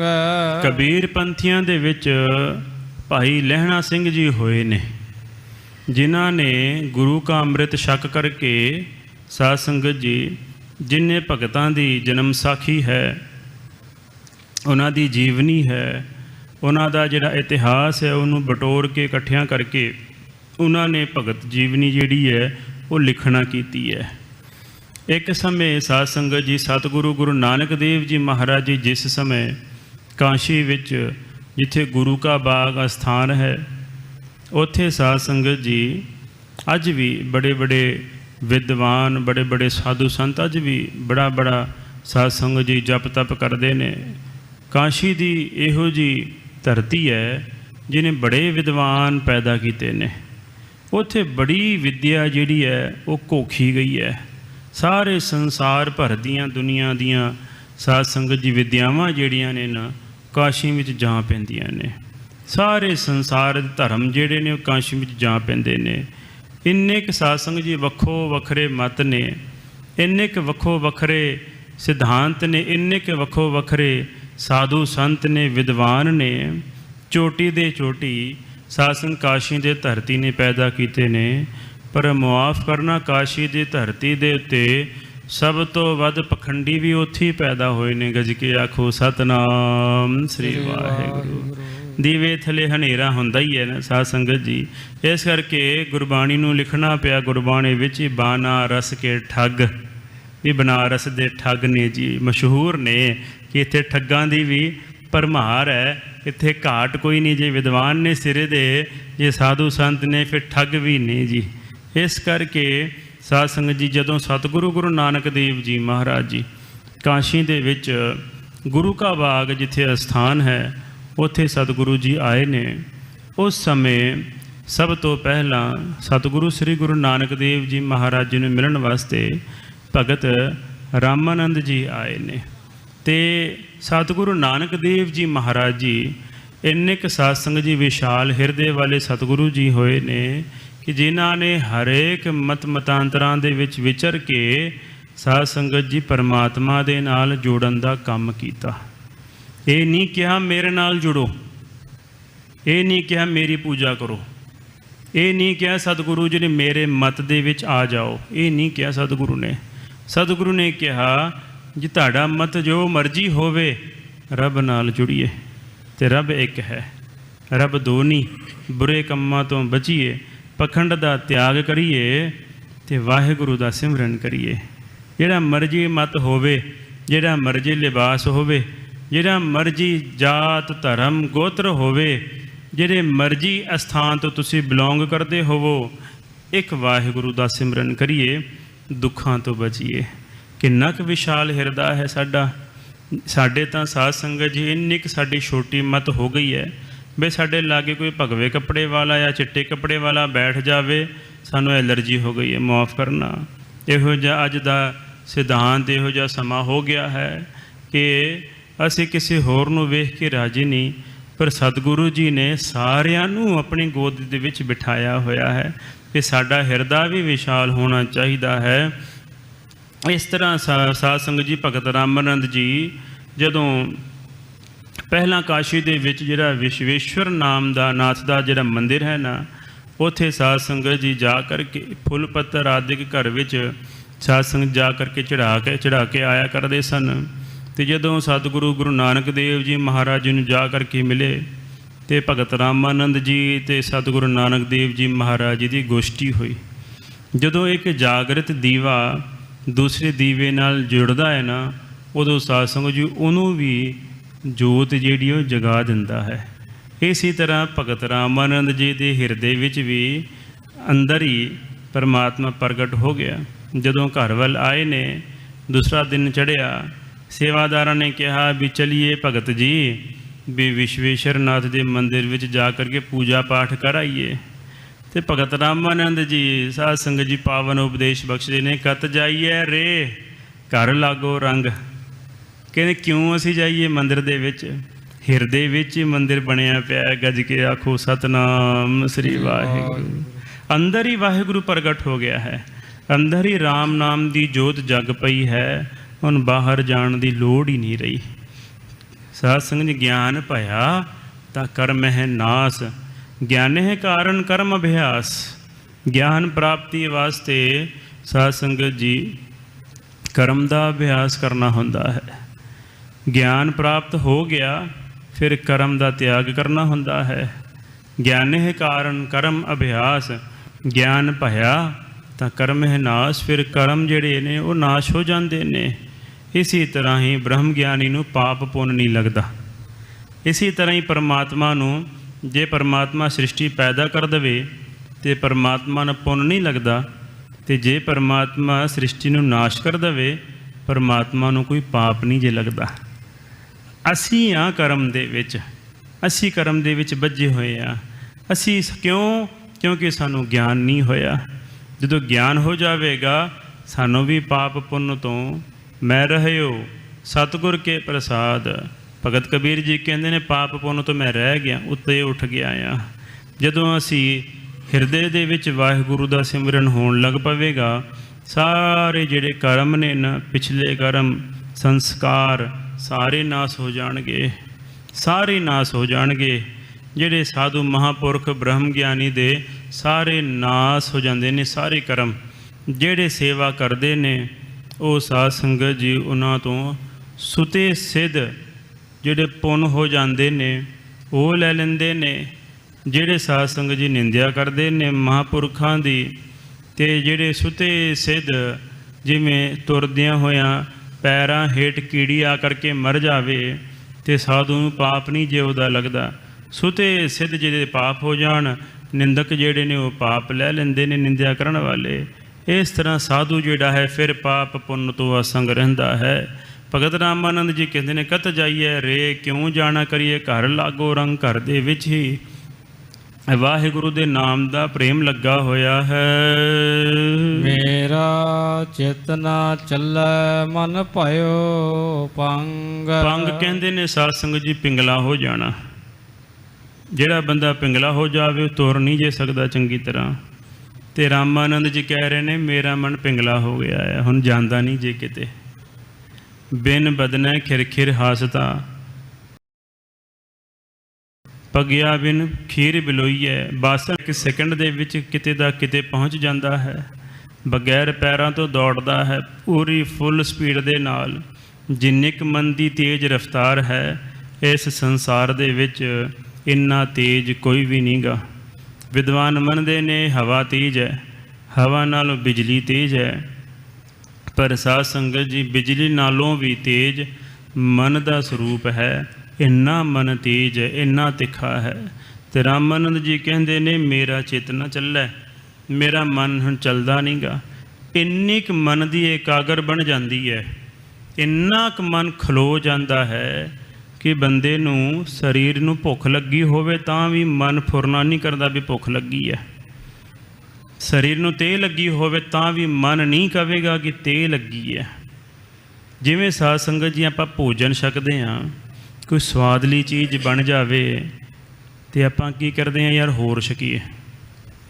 ਪੇਟ ਤਾਂ ਫੁੱਲ ਹੋ ਗਿਆ ਆ, ਢਿੱਡ ਰੱਜ ਗਿਆ ਆ, ਪਰ ਮਨ ਨਹੀਂ ਰੱਜਿਆ। ਮਨ ਕਹਿੰਦਾ ਨਹੀਂ ਹੋਰ ਛਕੀਏ। ਇਹਦਾ ਭਾਵ ਹੈ ਕਿ ਹਲੇ ਨਹੀਂ ਮਨ ਰੱਜਿਆ, ਥਾਂ ਹੈ ਨਹੀਂ ਪੇਟ ਦੇ ਵਿੱਚ, ਪਰ ਮਨ ਨਹੀਂ ਰੱਜਿਆ। ਮਨ ਦਾ ਇੱਕ ਵੱਖਰਾ ਪੇਟ ਹੁੰਦਾ ਆ, ਉਹ ਨਹੀਂ ਕਦੀ ਰੱਜਦਾ, ਉਹ ਨਾਮ ਦੇ ਨਾਲ ਹੀ ਰੱਜਦਾ ਆ। ਉਹ ਹੋਰ ਕਿਸੇ ਚੀਜ਼ ਨਾਲ, ਕਿਸੇ ਵਸਤੂ ਨਾਲ, ਸੰਸਾਰ ਦੇ ਪਦਾਰਥਾਂ ਨਾਲ। ਹੁਣ ਅੰਬਾਨੀ ਅਡਾਨੀ ਵਰਗੇ ਨੇ ਲੱਖਾਂ ਕਰੋੜਾਂ ਅਰਬਾਂ ਖਰਬਾਂ ਕਮਾਉਂਦੇ ਨੇ, ਉਹਨਾਂ ਨੂੰ ਕਹੋ ਤੁਸੀਂ ਰੱਜ ਗਏ ਹੋ ਤੁਸੀਂ, ਉਹ ਕਹਿੰਦੇ ਨਹੀਂ ਜੀ ਹੋਰ ਚਾਹੀਦਾ ਹੈ, ਨੰਬਰ 1 'ਚ ਆਉਣਾ ਅਸੀਂ ਤਾਂ ਸਿਰਫ ਹੁਣ ਇੰਡੀਆ ਦੇ ਵਿੱਚ ਨੰਬਰ 1 ਆ, ਅਸੀਂ ਤਾਂ ਪੂਰੇ ਵਰਲਡ 'ਚ ਨੰਬਰ 1 'ਤੇ ਜਾਣਾ ਆ। ਰੱਜਦਾ ਨਹੀਂ, ਮਨ ਨੂੰ ਰਜ ਨਹੀਂ ਜੀ ਆਉਂਦਾ। ਇਸ ਕਰਕੇ ਭਗਤ ਰਾਮਾਨੰਦ ਜੀ ਕਹਿੰਦੇ ਨੇ ਮੇਰਾ ਚਿੱਤ ਨਾ ਚੱਲੈ, ਮੇਰਾ ਮਨ ਮੇਰਾ ਚਿੱਤ ਚੱਲਦਾ ਨਹੀਂ। ਹੁਣ ਮਨ ਟਿਕ ਗਿਆ ਹੈ, ਮਨ ਨੂੰ ਸ਼ਾਂਤੀ ਆ ਗਈ ਹੈ। ਬਸ ਇਹੀ ਹੈ ਸੈਟਿਸਫੈਕਸ਼ਨ, ਮਨ ਨੂੰ ਸ਼ਾਂਤੀ ਮਿਲਣੀ। ਇਹ ਸਾਧ ਸੰਗਤ ਜੀ ਭਾਵੇਂ ਕਿਸੇ ਕੋਲ ਝੁੱਗੀ ਹੋਵੇ ਉਹ ਨਾਮ ਜਪ ਲਵੇ, ਉਹਨੂੰ ਉੱਥੇ ਸੰਤੋਖ ਮਿਲ ਜਾਵੇ, ਉਹ ਸੁਖੀ ਹੈ। ਅਤੇ ਭਾਵੇਂ ਕੋਈ ਕਰੋੜਪਤੀ ਇਨਸਾਨ ਉਹ ਘਰ 'ਚ ਬੈਠ ਕੇ ਗੁਰੂ ਜਪ ਲਵੇ, ਉੱਥੇ ਕੋ ਟਿਕ ਜਾਵੇ, ਮਨ ਨੂੰ ਟਿਕਾ ਲਵੇ, ਨਹੀਂ ਇੰਨੇ 'ਚ ਮੇਰਾ ਠੀਕ ਚੱਲ ਰਿਹਾ ਗੁਜ਼ਾਰਾ, ਉੱਥੇ ਇੱਕ ਸ਼ਾਂਤੀ ਹੈ। ਨਹੀਂ ਤਾਂ ਸਾਧ ਸੰਗਤ ਜੀ ਸਾਰਾ ਦਿਨ ਚੱਲ ਸੋ ਚੱਲ, ਚੱਲ ਸੋ ਚੱਲ, ਭਾਵੇਂ ਅਰਬਾਂ ਕਮਾ ਲਓ, ਮਨ ਨੂੰ ਸ਼ਾਂਤੀ ਨਹੀਂ ਜੇ ਆਉਣੀ।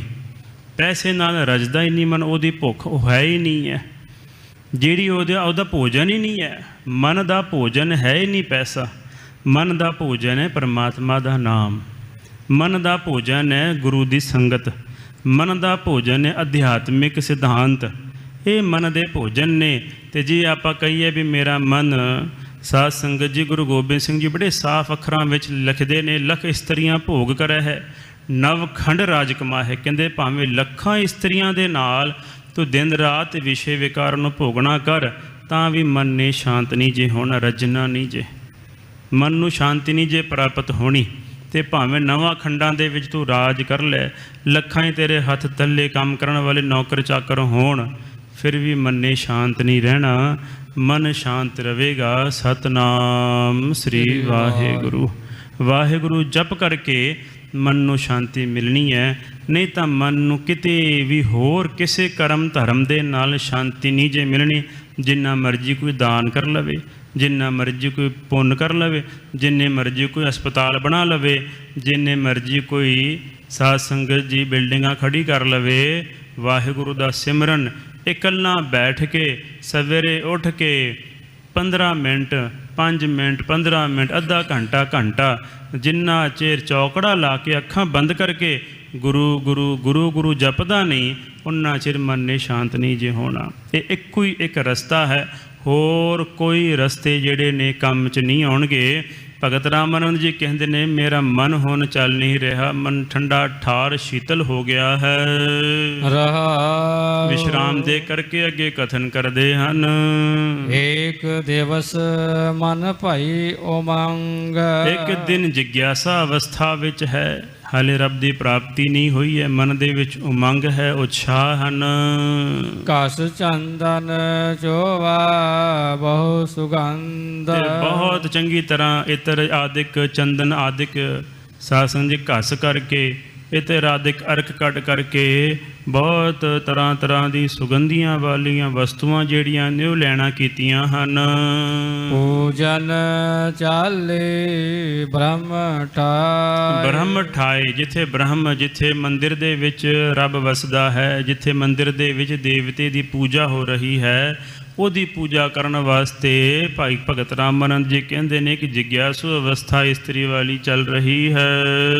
ਸੋ ਬ੍ਰਹਮ ਬਤਾਇਓ ਗੁਰ ਮਨ ਹੀ ਮਾਹੇ। ਉਹ ਬ੍ਰਹਮ, ਉਸ ਪਰਮਾਤਮਾ ਨੂੰ ਜਿਹਨੂੰ ਲੱਭਣ ਵਾਸਤੇ ਅਸੀਂ ਗੁਰਦੁਆਰੇ ਜਾਂਦੇ ਹਾਂ, ਜਿਸ ਨੂੰ ਲੱਭਣ ਵਾਸਤੇ ਲੋਕੀ ਮਸਜਿਦਾਂ ਵਿੱਚ ਨਮਾਜ਼ ਪੜ੍ਹਦੇ ਆ, ਜਿਸ ਨੂੰ ਲੱਭਣ ਵਾਸਤੇ ਮੰਦਿਰਾਂ ਦੇ ਟਲ ਖੜਕਾਉਣ ਵਾਸਤੇ ਜਾਂਦੇ ਆ, ਜਿਹਨੂੰ ਲੱਭਣ ਵਾਸਤੇ ਚਰਚ ਦੀਆਂ ਕੰਧਾਂ ਵਿੱਚ ਭਾਲਦੇ ਆ ਕਿ ਇੱਥੋਂ ਰੱਬ ਮਿਲ ਜਾਵੇ। ਭਾਈ ਗੁਰਮੁਖੋ, ਬਾਹਰੋਂ ਰੱਬ ਨਹੀਂ ਜੇ ਮਿਲਣਾ, ਅੱਖਾਂ ਬੰਦ ਕਰ, ਹਿਰਦੇ ਵਿੱਚ ਝਾਕ, ਅੰਦਰ ਹੀ ਵਾਹਿਗੁਰੂ ਬੈਠਾ ਹੈ। ਅੰਦਰੋਂ ਹੀ ਵਾਹਿਗੁਰੂ ਨੂੰ ਮਿਲਣਾ ਸਾਧ ਸੰਗਤ ਜੀ ਸੰਭਵ ਹੈ। ਜਿਹਨੂੰ ਵੀ ਮਿਲਿਆ ਅੰਦਰੋਂ ਮਿਲਿਆ, ਬਾਹਰੋਂ ਕਿਸੇ ਨੂੰ ਵੀ ਹਾਲੇ ਤੱਕ ਰੱਬ ਨਹੀਂ ਨੇ ਮਿਲਿਆ। ਸਤਿਗੁਰੂ ਜੀ ਕਹਿੰਦੇ ਨੇ, ਭਗਤ ਰਾਮਾਨੰਦ ਜੀ ਕਹਿੰਦੇ ਨੇ, ਸੋ ਬ੍ਰਹਮ ਬਤਾਇਓ ਗੁਰ ਮਨ ਹੀ ਮਾਹੇ। ਉਹ ਬ੍ਰਹਮ ਪਰਮਾਤਮਾ ਹਿਰਦੇ ਦੇ ਵਿੱਚ ਹੀ ਸਾਧ ਸੰਗਤ ਜੀ ਪਰਮਾਤਮਾ ਨੇ, ਸਤਿਗੁਰੂ ਨੇ ਆਪ ਹੀ ਪ੍ਰਗਟ ਕਰ ਦਿੱਤਾ ਹੈ। ਜਹਾਂ ਜਾਈਐ ਤਹ ਜਲ ਪਖਾਨ। ਕਹਿੰਦੇ ਜਿੱਥੇ ਵੀ ਜਾਣਾ ਕਰੀਏ, ਸਾਰੇ ਸੰਸਾਰ ਦੇ ਵਿੱਚ ਕਿੰਨੇ ਲੋਕੀ ਕਰਮ ਕਾਂਡਾਂ ਦੇ ਵਿੱਚ ਫਸੇ ਹੋਏ ਨੇ। ਕੋਈ ਕਿਸੇ ਨੂੰ ਪੂਜਾ ਕਰ ਰਿਹਾ ਹੈ, ਕੋਈ ਕਿਸੇ ਦੀ ਪੂਜਾ ਕਰ ਰਿਹਾ ਹੈ, ਕੋਈ ਪੱਥਰਾਂ ਦੀ ਪੂਜਾ ਕਰ ਰਿਹਾ ਹੈ, ਕੋਈ ਪਾਣੀ ਦੀ ਪੂਜਾ ਕਰ ਰਿਹਾ ਹੈ, ਕੋਈ ਦਰਖਤਾਂ ਦੀ ਪੂਜਾ ਕਰ ਰਿਹਾ ਹੈ। ਇਸ ਤਰ੍ਹਾਂ ਕਿੰਨੇ ਕੁ ਭਰਮ ਜਾਲ ਦੇ ਵਿੱਚ ਲੋਕੀ ਪਏ ਹੋਏ ਹਨ। ਤੂੰ ਪੂਰ ਰਹਿਓ ਹੈ ਸਭ ਸਮਾਨ। ਹੇ ਵਾਹਿਗੁਰੂ ਜੀ, ਤੂੰ ਤਾਂ ਸਾਰੇ ਪਾਸੇ ਸਮਾਨ ਰੂਪ ਦੇ ਵਿੱਚ ਪਰਿਪੂਰਨ ਹੋ ਰਿਹਾ ਹੈ, ਜਿਵੇਂ ਦੁੱਧ ਦੇ ਵਿੱਚ ਮੱਖਣ ਵਿਆਪਕ ਹੈ। ਵੇਦ ਪੁਰਾਨ ਸਭ ਦੇਖੇ ਜੋਏ। ਕਹਿੰਦੇ ਜੋਏ ਜਿਸ ਨੇ, ਭਾਵ ਕੇ ਰਿਸ਼ੀ ਵਿਆਸ ਨੇ 4 ਵੇਦ ਨੂੰ ਵੇਖਿਆ ਹੈ, 4 ਵੇਦ ਪ੍ਰਗਟ ਕੀਤੇ ਨੇ, ਫਿਰ 18 ਪੁਰਾਣ ਉਹਨਾਂ ਨੇ ਲਿਖਣਾ ਕੀਤੇ ਹਨ। ਉਹਾਂ ਤੋਂ ਜਾਈਐ ਜੋ ਇਹਾਂ ਨਾ ਹੋਏ। ਰਾਮਾਨੰਦ ਜੀ ਕਹਿੰਦੇ ਨੇ, ਉੱਥੇ ਮੰਦਿਰ ਦੇ ਵਿੱਚ ਤਾਂ ਜਾਈਏ ਜੇ ਬ੍ਰਹਮ ਇੱਥੇ ਨਾ ਹੋਵੇ, ਜੇ ਉੱਥੇ ਵਾਹਿਗੁਰੂ ਤਾਂ ਜਾਈਏ ਜੇ ਸਾਧ ਸੰਗਤ ਜੀ ਮੇਰੇ ਹਿਰਦੇ ਦੇ ਵਿੱਚ ਵਾਹਿਗੁਰੂ ਨਾ ਹੋਵੇ। ਪਰਮਾਤਮਾ ਤਾਂ ਹਰ ਪਾਸੇ ਵਿਆਪਕ ਹੈ। ਸਤਿਗੁਰ ਮੈਂ ਬਲਿਹਾਰੀ ਤੋ। ਹੇ ਸਤਿਗੁਰੂ ਜੀ, ਮੈਂ ਆਪ ਜੀ ਤੇ ਵਾਰ ਨੇ ਬਲਿਹਾਰ ਨੇ ਕੁਰਬਾਨ ਜਾਂਦਾ ਹਾਂ। ਜਨ ਸਕਲ ਵਿਕਲ ਭ੍ਰਮ ਕਾਟੇ ਮੋਰ। ਜਿਹੜੇ ਮੇਰੇ ਸਾਰੇ ਵਿਆਕੁਲ ਕਰਨ ਵਾਲੇ ਭਰਮ ਨੇ ਨਾ ਸਾਧ ਸੰਗਤ ਜੀ, ਭੇਦ ਭਰਮ, ਕਰਤਤ ਭਰਮ, ਪੁਨ ਸੰਗ ਭਰਮ, ਵਿਕਾਰ, ਬ੍ਰਹਮ ਇਤਰ ਜਗ ਸਤ ਹੈ, ਪਾਂਚੋ ਭਰਮ ਵਿਕਾਰ ਸੰਸਾਰ।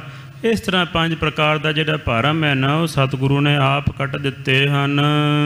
ਰਾਮਾਨੰਦ ਸੁਆਮੀ ਰਮਤ ਬ੍ਰਹਮਾ। ਭਗਤ ਰਾਮਾਨੰਦ ਜੀ ਦਾ ਜਿਹੜਾ ਸੁਆਮੀ ਮਾਲਕ ਹੈ, ਬ੍ਰਹਮ ਸਾਰਿਆਂ ਵਿੱਚ ਰਮਿਆ ਹੋਇਆ ਵਿਆਪਕ ਹੈ। ਗੁਰ ਕਾ ਸ਼ਬਦ ਕਾਟੈ ਕੋਟ ਕਰਮ। ਗੁਰੂ ਦਾ ਸ਼ਬਦ ਵਾਹਿਗੁਰੂ ਵਾਹਿਗੁਰੂ ਵਾਹਿਗੁਰੂ ਵਾਹਿਗੁਰੂ ਵਾਹਿਗੁਰੂ ਵਾਹਿਗੁਰੂ ਗੁਰੂ ਗੁਰੂ ਜਪਣ ਦੇ ਨਾਲ ਕਰੋੜਾਂ ਹੀ ਕਰਮ ਜਿਹੜੇ ਨੇ, ਪਾਪ ਕਰਮ, ਨਿਖੇਧ ਕਰਮ, ਪ੍ਰਾਸ਼ਚਿਤ ਕਰਮ, ਜਿੰਨੇ ਵੀ ਨੇ ਚੰਗੇ ਮਾੜੇ ਸਾਰੇ ਨਾਸ ਹੋ ਜਾਂਦੇ ਹਨ। ਇੱਕੋ ਹੀ ਇੱਕ ਅਕਾਲ ਪੁਰਖ ਵਾਹਿਗੁਰੂ ਦੀ ਪ੍ਰਾਪਤੀ ਹੁੰਦੀ ਹੈ। ਇੱਥੇ ਸਾਧ ਸੰਗਤ ਜੀ ਸ਼ਬਦ ਦੀ ਸੰਪੂਰਨਤਾ ਤੇ ਸਮੇਂ ਦੀ ਸਮਾਪਤੀ, ਭੁੱਲ ਚੁੱਕ ਦੀ ਖਿਮਾ। ਰਾਮਾਨੰਦ ਸੁਆਮੀ ਰਮਤ ਬ੍ਰਹਮ ਗੁਰ ਕਾ ਸ਼ਬਦ ਕਾਟੈ। ਖਾਲਸਾ ਵਾਹਿਗੁਰੂ ਜੀ ਕੀ ਫਤਿਹ।